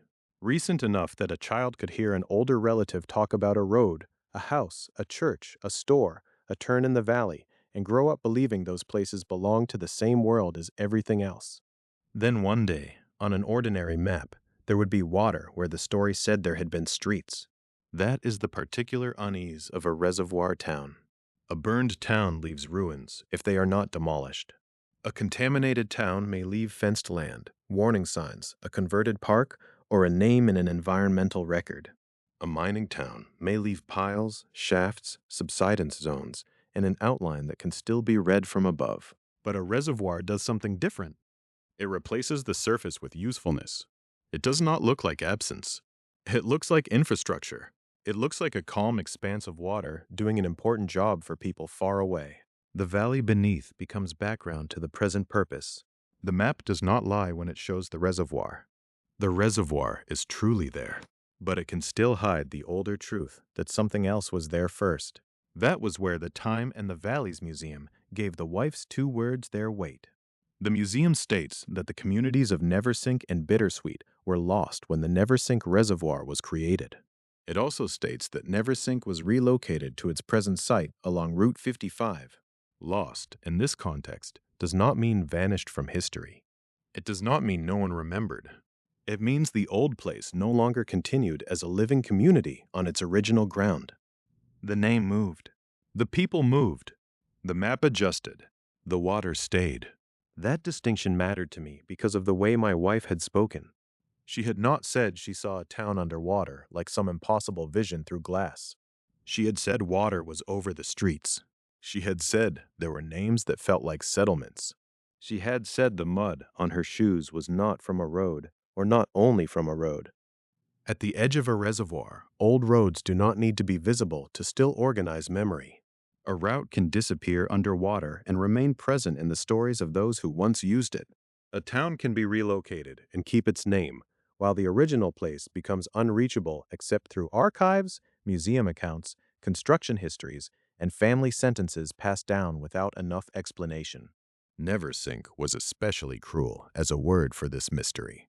On a modern map, it can point to the present community. In older memory, it can point to the lost one. In water system records, it points to the reservoir. In a family story, it might point to all three at once. That is how a place becomes difficult to prove. Not because it never existed, but because its meaning has been split. I thought again about her shoes on the newspaper. If the mud had come from the edge of a reservoir, then it did not have to be supernatural. It did not have to be a footprint from a town rising from the water. It could be something quieter and more human, a person walking along the boundary between an official present and a submerged past. Still, the details would not settle. She remembered still water, not floodwater. That fit a reservoir more than a disaster scene. She remembered roads going into or toward the water. That fit the idea of an older landscape interrupted by a new basin. She remembered names that sounded like communities rather than landmarks. That fit Neversink and Bittersweet as former places named by the Time in the Valley's museum. But then there was the deeper contradiction. If Neversink had been relocated along Route 55, then the name had not disappeared. It had survived by moving. That made my wife's claim stranger, not simpler. She did not say she had visited the present community. She spoke as if she had come from the older one, the one that the reservoir had taken out of ordinary reach. I tried to imagine what that does to a family. A family can move houses. It can change addresses. It can carry furniture, photographs, dishes, and documents. But it cannot carry the slope of a road. It cannot carry the exact distance between a porch and a neighbor's window. It cannot carry the sound of a river before a dam changes the valley's future. Those things stay where they are, even if where they are becomes the bottom of a reservoir. So the family keeps directions that no longer work. Turn by the store that is gone. Follow the road that ends at water. The old place is beyond the bend. The old place is under there. This was not like looking for an erased town in the dramatic sense. It was like learning that a map can be accurate and incomplete at the same time. The blue shape of Neversink Reservoir tells the truth of the present. The museum record tells the truth of what was lost. NYCDEP tells the scale and service of the system, a reservoir in Sullivan County, placed into service in 1954, holding 34.9 billion gallons at full capacity. Those facts do not cancel one another. They layer. And somewhere in those layers, my wife had found a name she should not have known in the way she knew it. That night, after she went to bed, I left the shoes where they were. I did not clean them. I did not throw away the newspaper. I kept looking at the dried mud as if it might separate itself into categories. Road shoulder, reservoir bank, old valley, new shoreline. Of course, it did not. Mud does not tell you whether it came from a place before or after the map changed. It only holds contact. But the water system had begun to suggest another way to think about her return. The reservoir was not a dead end. It belonged to a route. Water collected in one place could be sent somewhere else, carried through tunnels and aqueducts, transformed from a drowned valley into drinking water for distant homes. A place could be displaced that way too. Not just removed, rerouted. Rerouted became the word I could not put down. It sounded too practical at first, too much like the language of engineers and planning boards. A route is something drawn with intention. A route has a beginning, a channel, a destination. But the longer I sat with the maps, the less the word felt technical and the more it felt personal. Families have roots too. Names move. Stories are carried out of one valley and poured into another. A child grows up hearing about a road that no longer reaches any house, a store that no longer stands, a church whose location has to be described by what covers it now. And water, I learned, does not simply sit over the old place. According to NYC DEP, water from Neversink Reservoir travels 6 miles through the Neversink Tunnel to Rondout Reservoir. From there, it can move south through the Delaware Aqueduct, an 85-mile aqueduct that belongs to the larger system carrying water toward New York City. The wider route includes Kensico Reservoir and Hillview Reservoir in Yonkers before water reaches the city distribution system. That was the first time the shape of the mystery changed for me. Until then, I had imagined the reservoir as a lid, a vast, still surface laid over roads, foundations, fields, and memories. If my wife had come home with reservoir mud on her shoes, then I pictured her standing near the edge of a drowned map, looking across the water toward a place she could not enter. The emotional force was in the covering, the old town below, the new water above. But the water system did not behave like a lid. It behaved like a memory. It collected what had fallen into one place and carried it somewhere else through hidden passages. It crossed distances without appearing on the surface. It connected Sullivan County to reservoirs and tunnels and aqueducts that most people in the city could use every day without thinking of the valley where some of that water began. My wife had said the streets were under still water. But stillness, I was beginning to understand, can be an illusion. A reservoir may look motionless from the shore, while the system it belongs to is constantly moving. What seems like burial may also be circulation. I traced the route slowly because I wanted it to become ordinary in my mind. Neversink Reservoir, Neversink Tunnel, Rondout Reservoir, Delaware Aqueduct, Kensico Reservoir, Hillview Reservoir in Yonkers. Names that sounded like infrastructure when listed together, but like a family history if you paused over each one. The old communities did not vanish in the same way a rumor vanishes. They had names. Neversink, Bittersweet, Eureka, Montella, Lackawack. Some belonged most directly to the Neversink story, some to the Rondout context, but together they formed a pattern of places altered by the demands of water. In the previous night's reading, I had already found that the Time and the Valleys Museum states that the communities of Neversink and Bittersweet were lost when the Neversink Reservoir was created, and that Neversink was relocated to its present site along Route 55. Relocated is another word that sounds gentler than it is. It suggests order. It suggests that a place can be picked up and placed elsewhere, as if the houses, roads, habits, and grief all travel together. But a relocated community is not identical to the one it replaces. It carries the name forward, and the name does real work. It lets people say where they are from without explaining everything every time. It gives the archive a handle. It gives descendants a word to search. But the original pattern of daily life does not move so cleanly. A road does not remember how to be a road once water covers it. A front step cannot greet anyone from beneath a reservoir. A fence line cannot argue with a shoreline. The map may preserve the new Neversink along Route 55, but the old Neversink lives in another category, not gone from history, not available to ordinary arrival. That was where my wife's story kept pressing on me. She had not spoken like someone who had visited a scenic overlook. She had spoken like someone who had returned from a family errand, one of those ordinary trips people make without thinking, because the route is older than conscious memory. She knew turns she could not have driven. She remembered a place that did not present itself to the modern road system. She had brought home mud, yes, but also a confidence that unsettled me more than the mud did. Because confidence is not proof, but it has a texture. There is a difference between repeating a fact and remembering a way. When she said there had been water over the streets, she was not reciting a museum panel. She was trying to describe a contradiction inside her own body. The place was unreachable, and yet she had somehow been there. The town was erased from ordinary maps, and yet she knew how to speak of it as a hometown might be spoken of, not as a point of interest, but as a source. The water route gave me one possible language for that contradiction. Maybe she had not come home from a town beneath water in the physical sense. Maybe there had been no impossible crossing, no road opening under the reservoir, no lost main street waiting in the dark. Maybe what came home with her had traveled by a family route, the way reservoir water travels by an engineered route.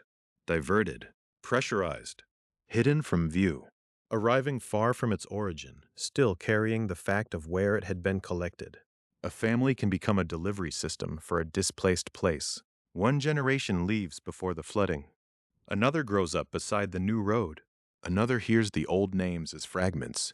Neversink before Route 55, Bittersweet before the Reservoir, Lackawack in the Rondout story, Eureka and Montella as names that seem to belong to some other arrangement of roads. The practical details fade first. Which house stood where? Which turn came after which bridge? Which neighbor owned which field? But the emotional geography can survive long after the practical map fails. And sometimes the surviving fragment is not an address. Sometimes it is a warning. Sometimes it is a recipe, a church story, a cemetery visit, a photograph with no clear background. Sometimes it is a town name spoken at a kitchen table by someone who assumes everyone understands it. I thought of the other places I had studied. Centralia, where the ground could look ordinary while the danger burned below. Times Beach, where a contaminated town was bought out and later transformed into Route 66 State Park. Picher, where EPA described the chat pile flanking the outline of what had once been city streets. Each place had taught me a different mechanism of disappearance. Fire under the surface. Poison in the soil. Mine waste around the grid. A reservoir over the valley. But Neversink added movement. It added the idea that erasure is not always a stopping point. Sometimes the very force that removes a place also carries something onward. Drinking water from a drowned valley can enter homes where no one knows the names of the communities beneath its history. The route is documented, administered, maintained. NYCDEP can describe the tunnels and reservoirs. The system can be measured in miles and named structures, but no engineering diagram can show what happens to a family after its origin has been revised by water. That part belongs to memory, and memory has its own aqueducts. I began to think of my wife's missing night less as a single event and more as a convergence. The receipt, the mud, the town name, the old reservoir communities, the water route south, they did not prove that she had walked on a drowned street. They did not prove anything so simple. Instead, they suggested that the boundary between a real place and a remembered place can become difficult to draw when the real place has been physically removed. That difficulty matters, because a map asks for a present tense answer. What is there now? A reservoir, a park, a closed road, a restricted zone, a field where a borough used to function, a city grid bordered by waste. But families often ask a different question. What was there when our story began? And that question can make an empty space feel occupied. I went back to the receipt again before dawn. The paper had curled slightly at the edges. The ink had not changed. The town name still sat there with the same stubborn calm, as if it had no obligation to explain itself. I had been treating it as a clue to a hidden settlement, some missed archive entry, some drowned or relocated community whose name had fallen out of common use. But now the water route had made me less certain. A name could travel without a town. A town could survive as a name after its streets were gone. And if that was true, then the opposite might also be true. A name on a map might not always begin as a town at all. That thought should have felt absurd. Instead, after Neversink, it felt like the next door in the same hallway. Because if water could carry the memory of a valley into distant homes, and if families could carry the shape of a vanished place into the present, then maybe maps had their own strange power too. Maybe a map did not only record what people had built. Maybe, under the right circumstances, a map could plant a name where nothing had been and wait to see whether the world would grow something around it. The idea stayed with me because it changed the receipt without touching it. Until then, I had treated that little slip of paper as a clue pointing backward. A town name printed at the top. A timestamp. A purchase my wife did not remember making clearly enough to explain. I had assumed the receipt had to be evidence of a place that existed first and vanished later, the way a reservoir can cover a valley, or a cleanup boundary can replace a neighborhood, or a mine fire can turn a borough into somewhere the state tells people not to go. But there was another possibility now. Maybe the name had not survived the town. Maybe the name had come first. That was how I found Agloe. It did not appear in my search like a normal town. It appeared like a footnote that should not have mattered, a cartographic anecdote with the shape of a trick. The Colchester Historical Society identifies Agloe, New York, as a paper town, placed on SO maps in the 1930s as a copyright trap. It was not supposed to be a community with a history, a school, a town board, or family names in cemetery records. It was supposed to be evidence, a false place, a hidden signature. The logic was simple and almost elegant. If a mapmaker inserted a made-up name into a map, and that same name later appeared on a competitor's map, then the copy could be exposed. Roads, rivers, and real towns belong to the world. But a deliberate fiction belongs to the person who created it. Agloe was a trap laid in ink. The name itself came from people, but not from settlers. According to the Colchester Historical Society, Agloe was derived from the names Otto G. Lindbergh and Ernest Alpers, associated with the general drafting and SO map story. Their initials became geography. Letters from two men's names were rearranged into something that sounded as if it had always belonged in upstate New York. Agloe. It had the right sound. Small, local, easy to pass over. The kind of name you might see near a thin road line and accept without question. It did not announce itself as impossible. That was part of its power. A fake city would have drawn suspicion. A fake county would have demanded explanation. But a small name at a rural intersection could hide in plain sight, because maps are full of small names most travelers never visit. The Colchester Historical Society says Agloe was placed at a dirt road intersection north of Roscoe, New York. That detail bothered me more than the invention itself. Not because there is anything strange about a dirt road intersection, but because it made the fiction precise. Agloe was not floating in white space. It had a position. It had a relation to a real place, Roscoe. It had roads touching it. It had the minimum structure a map needs in order to make a name look plausible. A town does not have to be large to be believed. Sometimes it only needs to be located. I spread the older maps and the modern searches across the table again, the same way I had done when I was following the water from Neversink Reservoir through the Neversink Tunnel to Rondout Reservoir, then south through the Delaware Aqueduct. But Agloe did not behave like the reservoir towns. Neversink and Bittersweet had been communities first, then losses. Their absence on the modern surface was the result of a documented transformation. Water covered roads. People relocated. A reservoir entered service. The map changed because the land had been changed. Agloe reversed the order. The map changed first. Then the world answered. That is the part that makes Agloe more than a clever copyright story. The Colchester Historical Society says it later became more than fiction when an Agloe general store was registered there. A name invented to catch copying did not remain only ink. It became useful enough, known enough, or believable enough for a store to take it on. A paper town acquired a sign, or at least a registered commercial identity. Something in the world attached itself to the false name and made the false name harder to dismiss. I remember reading that and looking toward the hallway where my wife had left her coat hanging after the night she came home. The coat had dried by then. The mud on the shoes had hardened. The receipt was sealed in a plastic sleeve because I had started treating it too carefully, as if household objects could become archival if you were afraid enough. Her receipt did not say Agloe. That would have been too neat, too literary, too easy. The name on her receipt was still the name I could not place. But Agloe gave me a mechanism I had not had before. It showed that a place name on paper could create consequences outside paper. Not supernatural consequences. Not proof that maps dream towns into being. Something quieter than that, and maybe more unsettling because it was documented. A map can teach people to expect a place. Once people expect a place, they may use the name. Once they use the name can gather records. And once there are records, even thin ones, the original fiction becomes difficult to separate from ordinary geography. That was the mystery power of Agloe.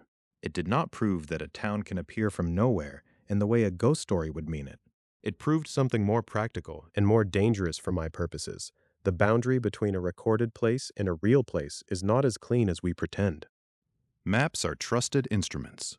They tell drivers where to turn, businesses where to identify themselves, and strangers what to call a crossroads.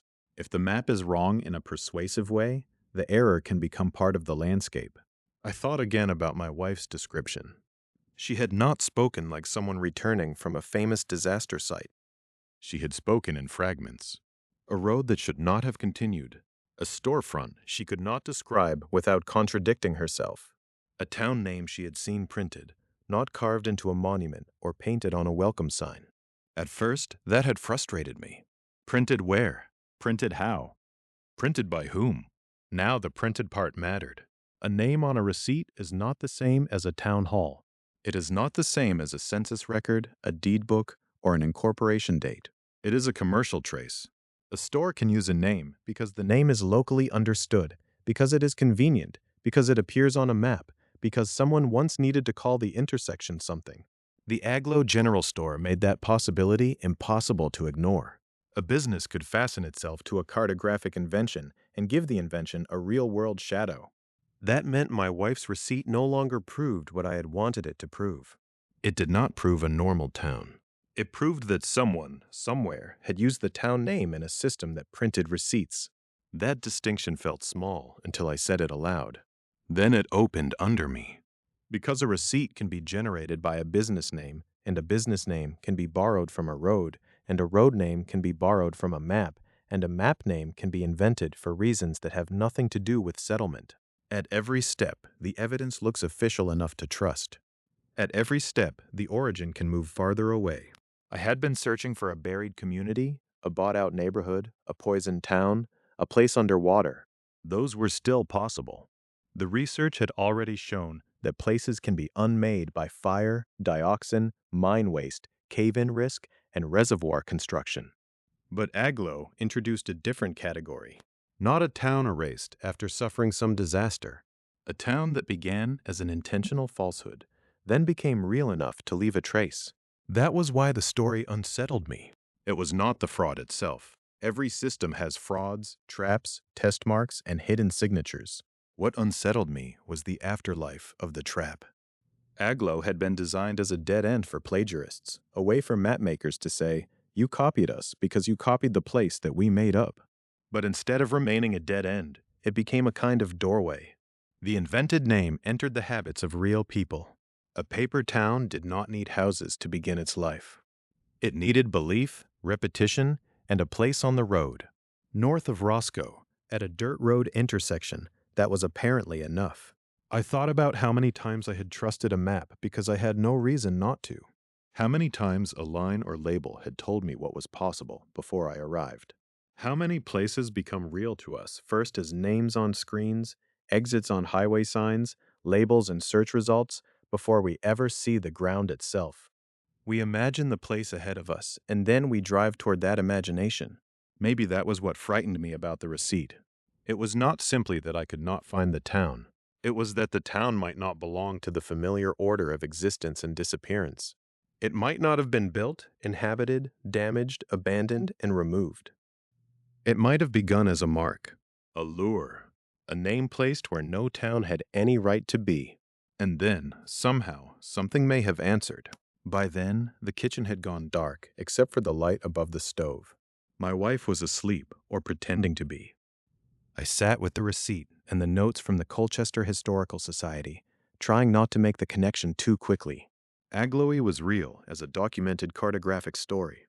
My wife's town was still only a private mystery inside our house. I had to keep those lines separate. But I could no longer keep the categories separate. Some places disappear because the ground becomes unsafe. Some disappear because water covers them. Some disappear because the state, the law, or the cleanup boundary changes what can remain. And one famous place in New York appeared because it was never meant to be real at all. That did not solve the receipt.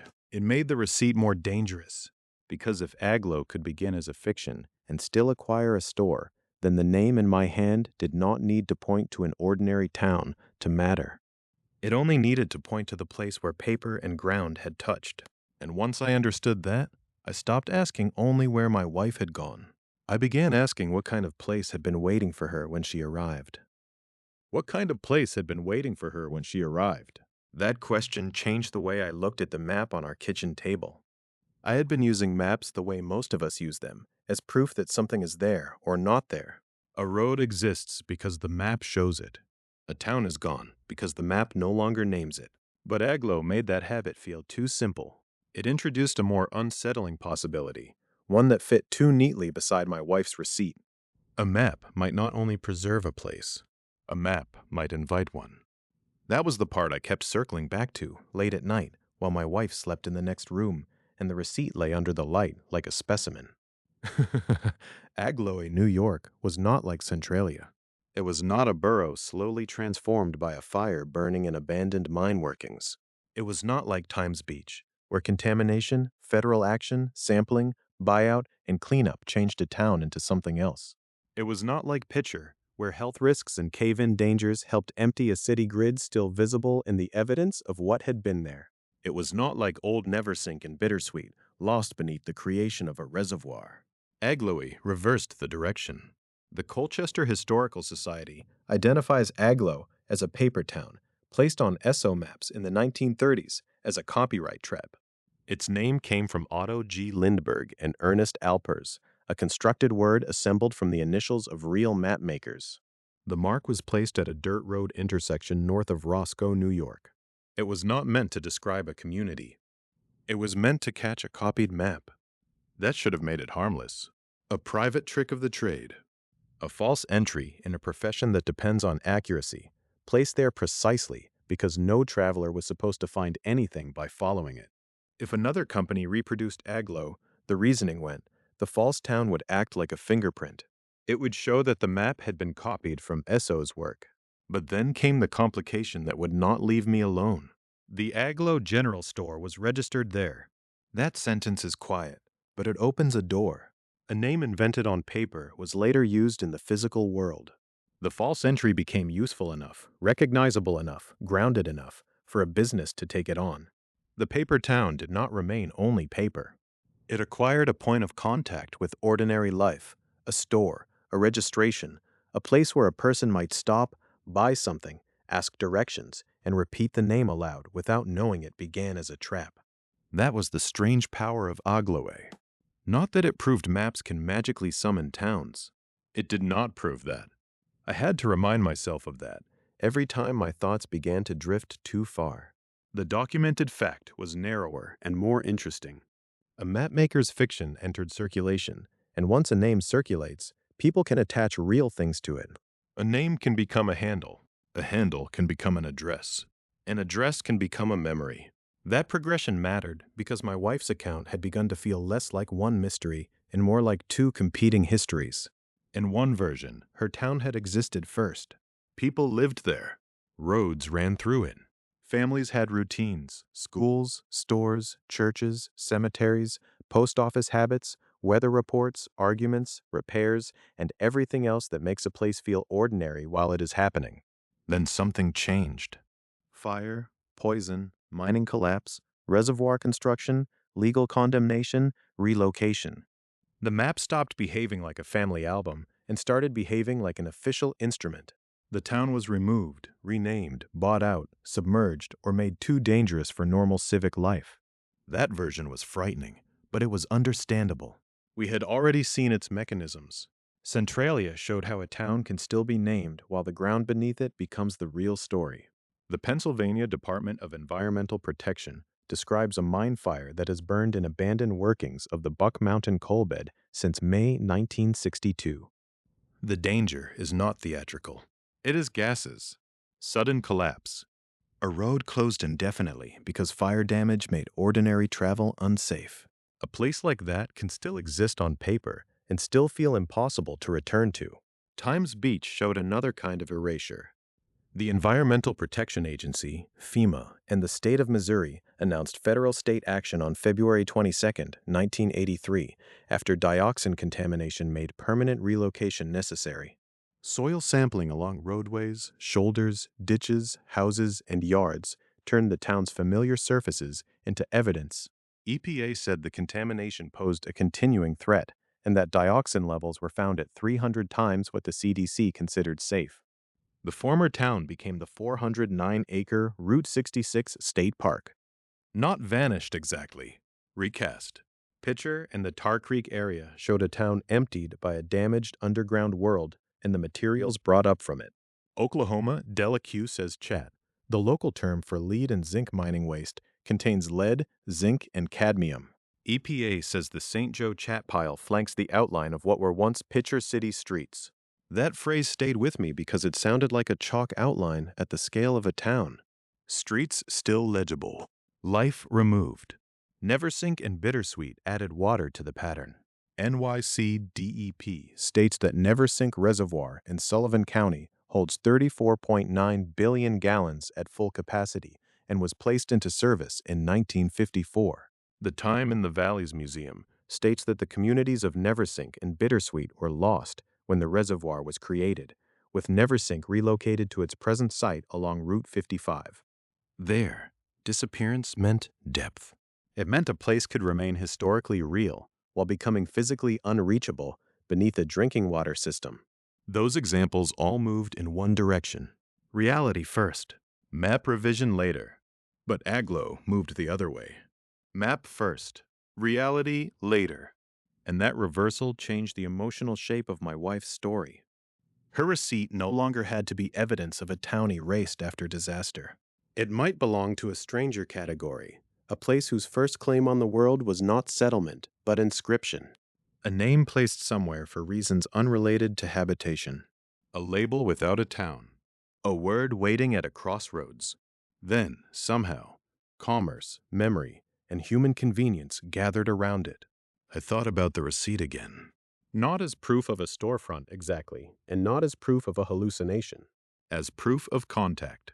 Someone, or something, had printed a town name at the top. It had entered the ordinary machinery of transaction. A purchase, a time, a total, a place name. Receipts are not sentimental documents.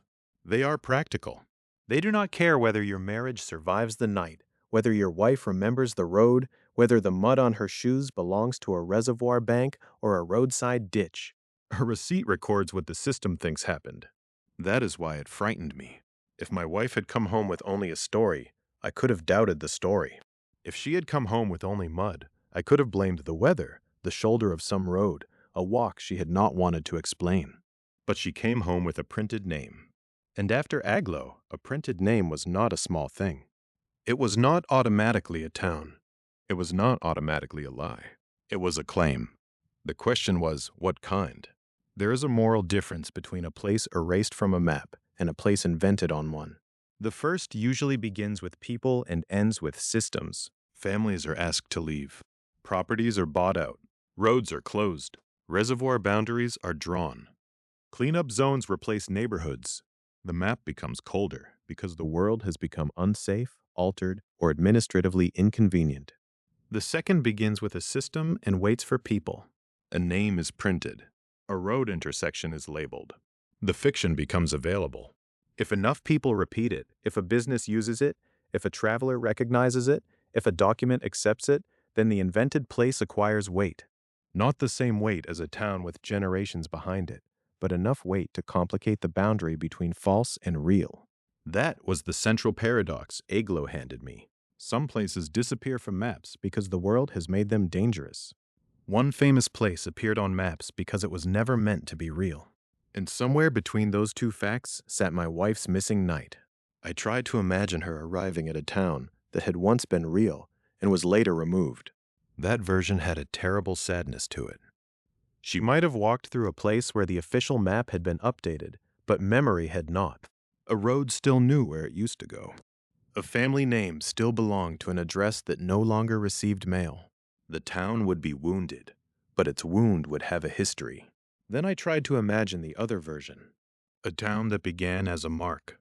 A name with no full community behind it, printed for some private purpose, repeated long enough that the world began to answer. In that version, my wife had not visited a vanished town. She had visited the consequence of a label. The place would not be haunted by what had been removed. It would be haunted by what had been allowed to begin. That thought made me look differently at every gap in the record. Maybe absence did not always mean destruction. Maybe sometimes absence meant design. A missing name might be the trace of a town destroyed by contamination, buried by water, or emptied by collapse. But it might also be the trace of a mapmaker's decision, a bureaucratic silence, an official refusal to name what was there. Aglo had shown me that fiction can build a door. The next question was whether someone else could close one deliberately. The next question was whether someone else could close one deliberately. Not by accident. Not through fire under a road, or poison in a ditch, or water rising behind a dam. Not through a fake name planted by mapmakers to catch another mapmaker copying their work. I mean closed in the colder sense. Closed because someone with authority decided that a place could exist for the people inside it, while being absent for almost everyone else. That was the turn in the research that made me stop thinking like a husband looking for one town and start thinking like a person standing at the edge of a system. Until then, every disappearance had left a scar on the public record. Centralia had warnings, environmental reports, an official explanation for why the ground could not be trusted. Times Beach had soil samples, a relocation announcement, and a state park where a neighborhood had been. Picher had buyout records, chat piles, cave-in risks, and the outline of streets still visible against waste. Neversink had reservoir histories and a relocated community along Route 55. Aglo had map lore, a dirt road intersection north of Roscoe, and the strange afterlife of a paper town that acquired a general store. All of those places were difficult to hold, but they were not completely denied. If you knew where to look, you could find the mechanism. You could find the agency. You could find the old name. Then I found a different category.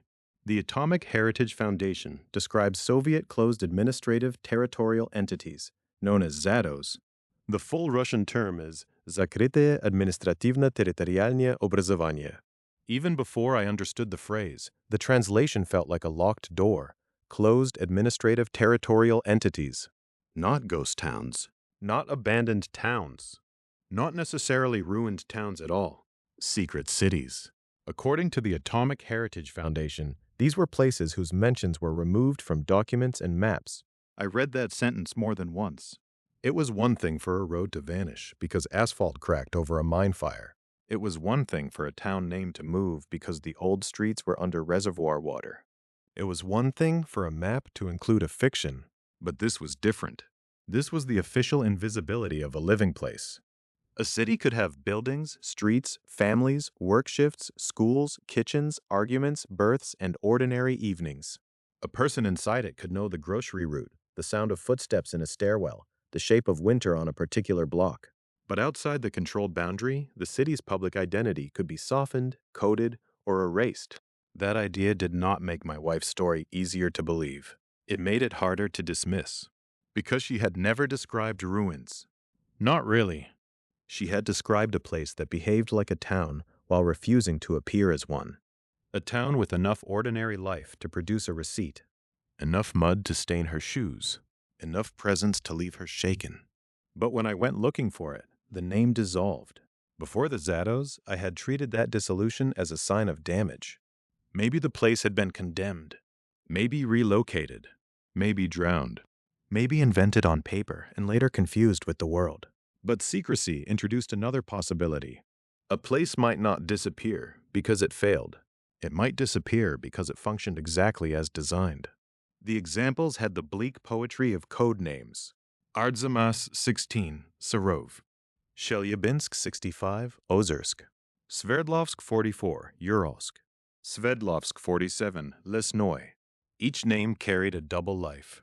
One part sounded like a coordinate in a bureaucracy, a numbered attachment to a larger known city. The other part sounded like a town a person might claim as home. Sarov, Ozersk, Uralsk, Lesnoy. Human names, civic names, names that could belong on envelopes and in childhood memories. But paired with those coded designations, they also suggested a world where the public map was not a neutral surface. It was a managed one. That was the mechanism I had been missing. A map can omit a place by error. It can omit a place because the place is gone. It can omit a place because the road is closed, the homes are demolished, or the water line has swallowed the evidence. But it can also omit a place because someone has decided the omission is useful. The word removed mattered. The Atomic Heritage Foundation does not describe these cities as merely hard to find, or poorly mapped, or forgotten by accident. It says their mentions were removed from documents and maps. That is an action. A hand passes over the record. A name is taken out. A silence is made. I thought of my wife sitting at our kitchen table, trying to tell me what she remembered, without sounding as though she were asking me to believe in magic.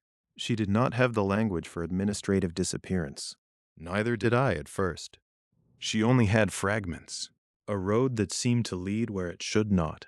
A town name no search could settle.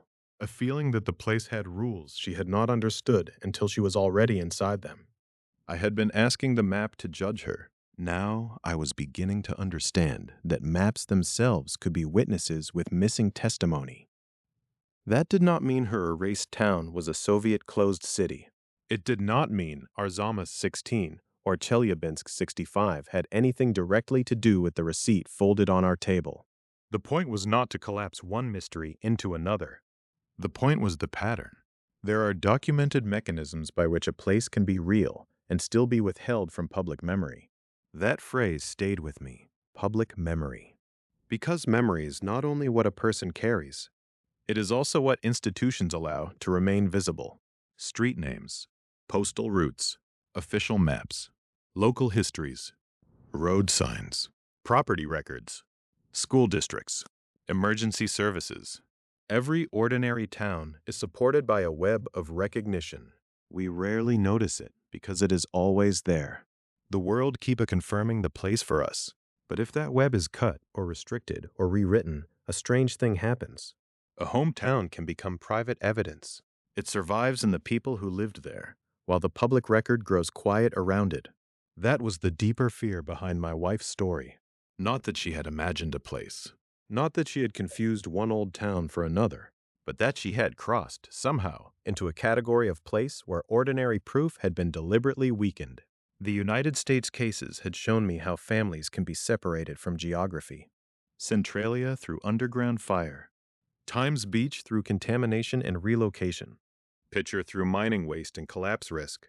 Neversink through reservoir construction. Agloe through cartographic fiction becoming almost real. Each one changed the relationship between memory and map. The Zados changed the relationship between truth and permission. They asked a colder question. If a government can remove a city from documents and maps, what does it mean to prove that you came from there? What does it mean to tell your spouse about streets that the public map will not name? What happens when your memory is not contradicted by evidence, but by an absence that may itself be engineered? I went back to the receipt after that, and it looked smaller than before. Not less important. Smaller in the way a key is smaller than the door it opens. The paper still had the town name. It still had the transaction. It still had the faint crease from where my wife had folded it without thinking. But now I understood that the receipt was not simply pointing to a missing place. It was forcing a test of what kind of missing we were dealing with. Destroyed, relocated, submerged, invented, or hidden. Those were no longer abstract categories. They were documented ways that the world can break the bond between a family and a map. And that was when the mystery finally came back into the house.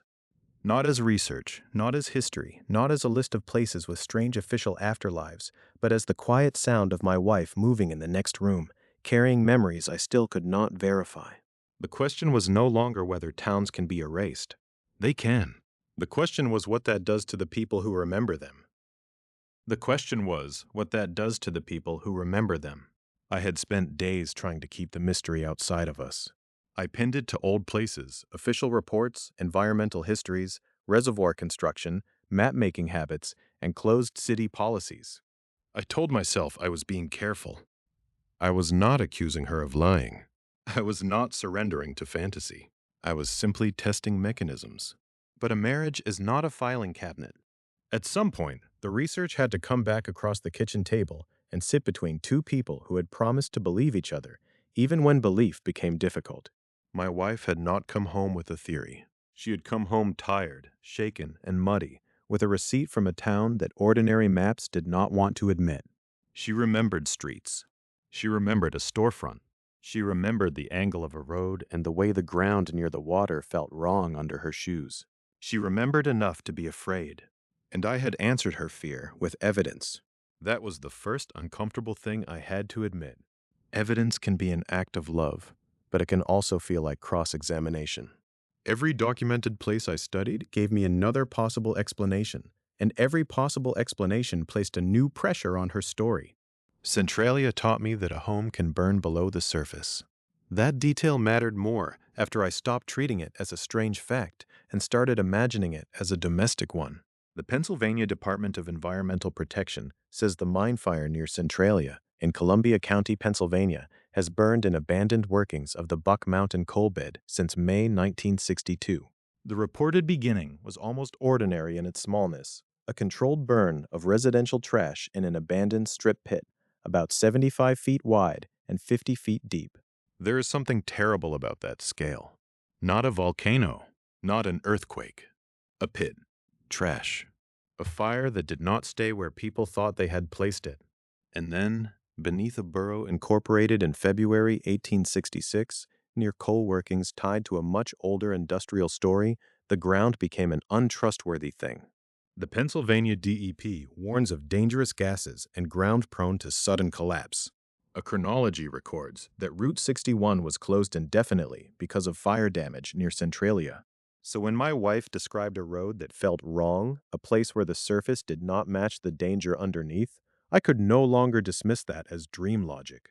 Centralia had already shown the pattern. A place can look like a town and behave like a warning sign. A street can remain visible after it has stopped being safe. A map can show a road long after the road has become a kind of argument with the earth. But that did not prove her town. It only proved that one impossible-sounding feature had a real counterpart. Times Beach gave me the second test. There, the wound was not hidden in burning mine workings. It was in soil, in roadways, shoulders, ditches, houses, and yards. EPA's 1983 release said that EPA, FEMA, and the state of Missouri announced federal state action on February 22, 1983, after dioxin contamination led to permanent relocation. The CDC advised that the contamination posed a continuing threat. EPA reported that the levels found in Times Beach were 300 times what the CDC considered safe, and permanent relocation was recommended for more than 2,000 residents. That changed the way I heard my wife's memory of ordinary yards. A yard is supposed to be one of the least mysterious places in a family's life. It is where children run, where dogs wear paths into grass, where someone stands with a hose in summer, where a person waves at a neighbor without thinking. But at Times Beach, yards and ditches became evidence. Soil became testimony. The familiar became measurable in a laboratory. EPA later described a buyout involving 800 residential properties and 30 businesses using Superfund dollars. The former town did not remain a simple ruin. It became Route 66 State Park, a 409-acre site opened in 1999. A temporary incinerator ultimately treated 265,354 tons of dioxin-contaminated material from 27 eastern Missouri dioxin sites, including 37,234 tons from Times Beach. So a town could be erased not by vanishing, but by being translated. Homes into parcels. Parcels into a buyout. Contaminated ground into treated material. A community into a park. When I looked at my wife across the room, I wondered what it would mean to remember a place after the official world had renamed its afterlife. Would you say, I came from a town? Or would someone correct you and say, no, that is a park now? Would they understand that both statements could be true and that the second one might feel like a theft? Picher gave me the third test, and it was the one that made me understand the shape of missing streets. The Tar Creek Superfund site in Ottawa County, Oklahoma, includes about 40 square miles of former lead and zinc mining land in the Tri-State Mining District. Oklahoma DEQ says the mining waste known locally as chat contains lead, zinc, and cadmium, and that cleanup of more than 30 million tons of chat is continuing. There was no need to invent a cursed landscape. The documented one was enough. EPA says the St. Joe chat pile flanks the outline of what were once Picher City streets. That phrase stayed with me because it sounded almost like a map drawn by absence. Not streets full of houses, but the outline of streets. Not a functioning city, but a trace held in place by waste. EPA reports that almost all Picher residents were bought out and relocated because of health and cave-in risks. Voluntary relocations from Picher, Cardin, and Hawkerville included 628 residences, 74 businesses, and 125 renters, completed in 2011. Then, on May 10, 2008, Before that process had fully settled into history, the National Weather Service reports that an EF4 tornado struck Picher, causing extensive damage and 6 fatalities. A place can be unmade more than once. That was the lesson I carried back to the receipt. A town does not always have one clean disappearance. It can be mined, contaminated, hollowed, bought out, struck by weather, and then remembered by people who sound unbelievable only because the official map has moved on faster than grief can. Neversink gave me the 4th test, and it was quieter.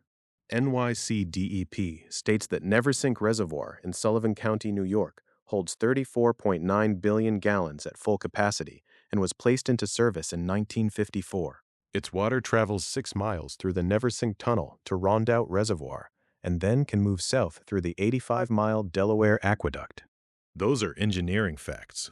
Distances, capacities, routes, a system built to carry water. But the Time and the Valleys Museum states that the communities of Neversink and Bittersweet were lost when the reservoir was created, with Neversink relocated to its present site along Route 55. That was the human fact inside the engineering fact. A name can survive while the original place goes underwater. A community can be moved, and yet the old roads, cellars, and remembered locations remain somewhere beneath a surface people are not meant to disturb. My wife's muddy shoes returned to me then, not as a clue from a thriller, but as a domestic object with a possible history attached. Mud is simple. It dries.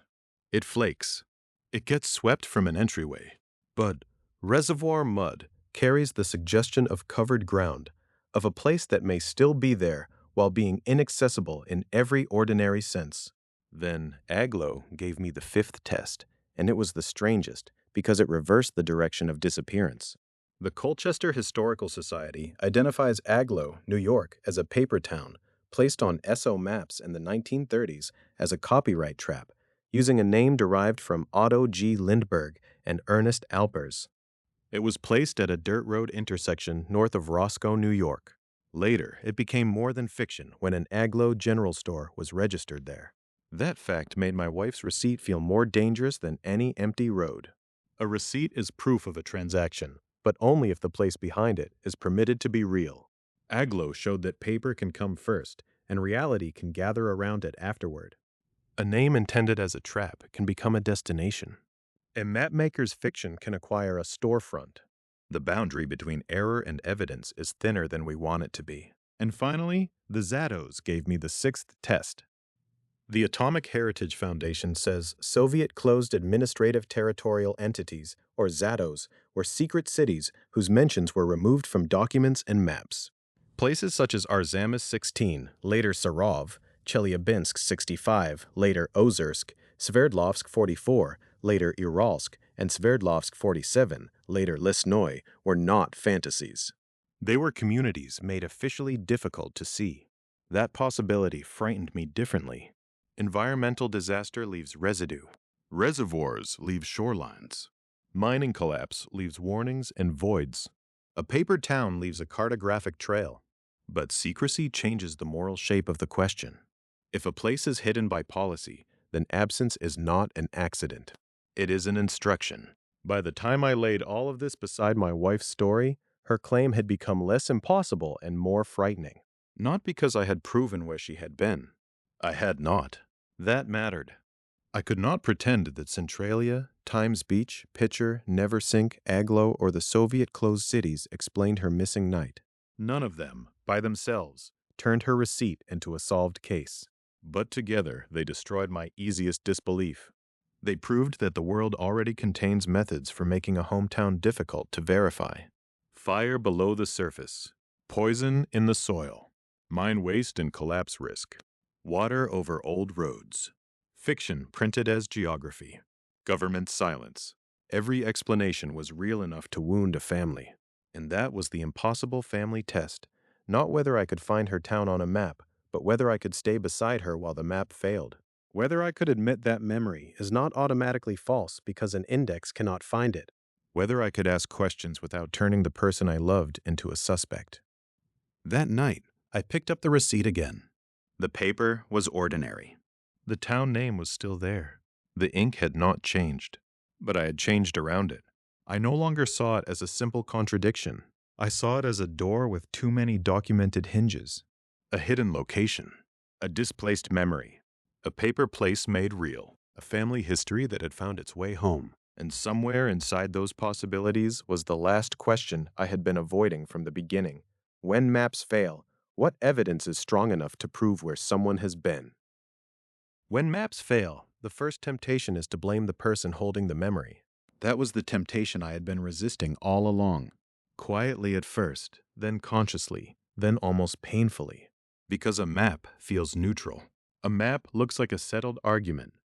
It has lines, labels, roads, water, borders, and names arranged with such confidence that it can make a living person sound uncertain by comparison.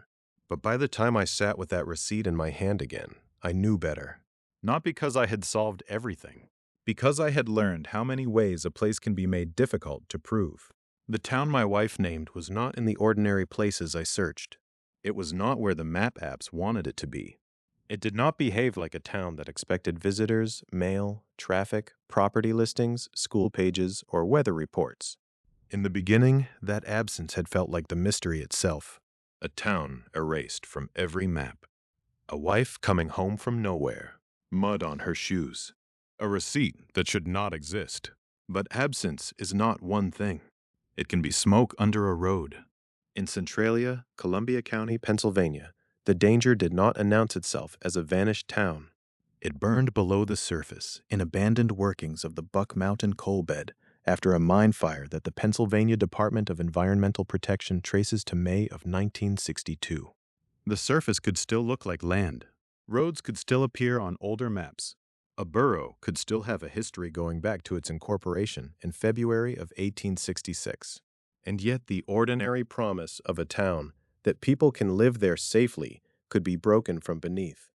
It can be poison in soil that once looked like a yard. Times Beach, Missouri did not become impossible because no one remembered it.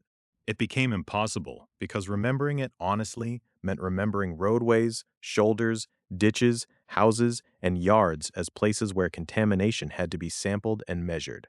EPA, FEMA, and the state of Missouri announced federal state action on February 22, 1983, after dioxin contamination made permanent relocation the answer.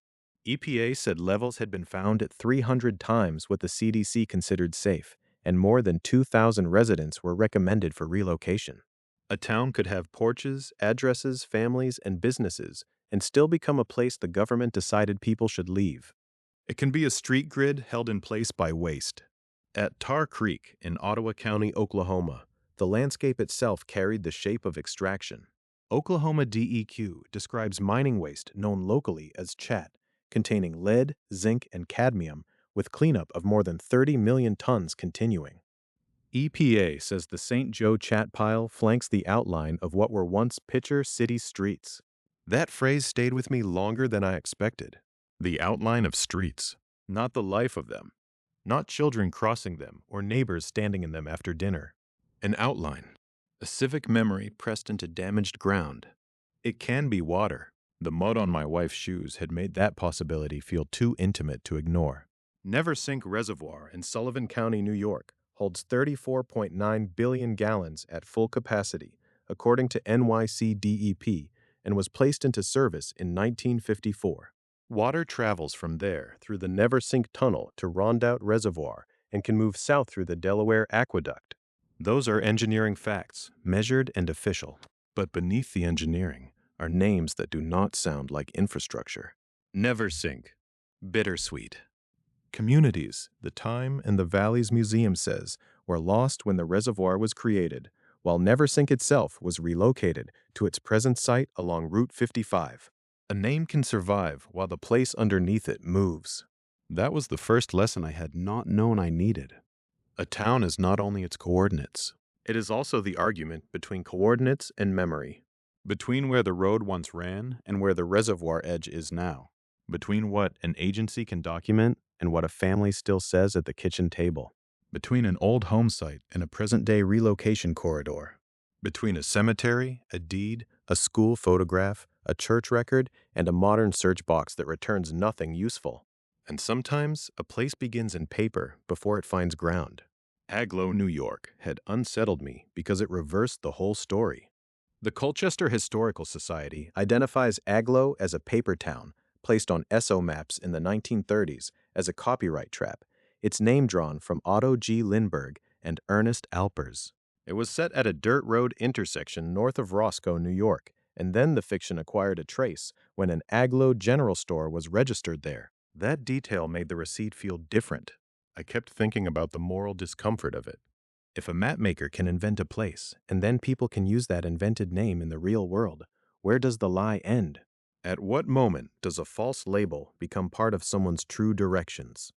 If a store opens under a name created as a trap, is the person who shops there visiting a fake town or a real location wearing a fictional name? The answer was not clean, and neither was the last mechanism. Some places are not missing because the land failed, or the water rose, or the mapmaker played a trick. Some are missing because institutions decided that public knowledge itself was the danger. The Atomic Heritage Foundation describes Soviet closed administrative territorial entities, or ZATOs, as secret cities whose mentions were removed from documents and maps.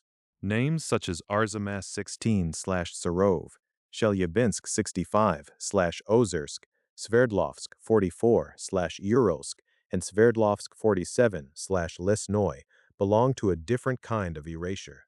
Not abandonment, not contamination, not submergence, secrecy.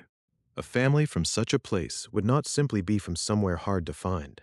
They would be from somewhere that had been taught, officially, to be absent. By the end, I had stopped asking whether my wife's town matched any one of these examples exactly. That had been my earlier mistake. I wanted a single key. Centralia, if the road breathed. Times Beach, if the soil was poison. Picher, if the streets were hollowed out.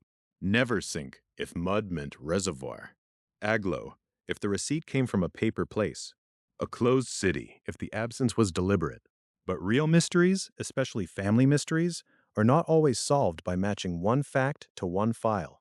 Sometimes they are solved by learning what category of truth you are in. And the category here was not supernatural proof. It was not a documented case file about my wife's missing night. It was not evidence that one specific impossible town had been confirmed and located behind a curtain of conspiracy. I do not have that, and pretending otherwise would be its own kind of false map. What I have is smaller, and maybe more troubling. I have a receipt. I have mud that made more sense after I learned what reservoirs can cover. I have a name that ordinary maps would not hold. I have a woman I love, describing a place with the emotional precision of someone remembering streets, not inventing them.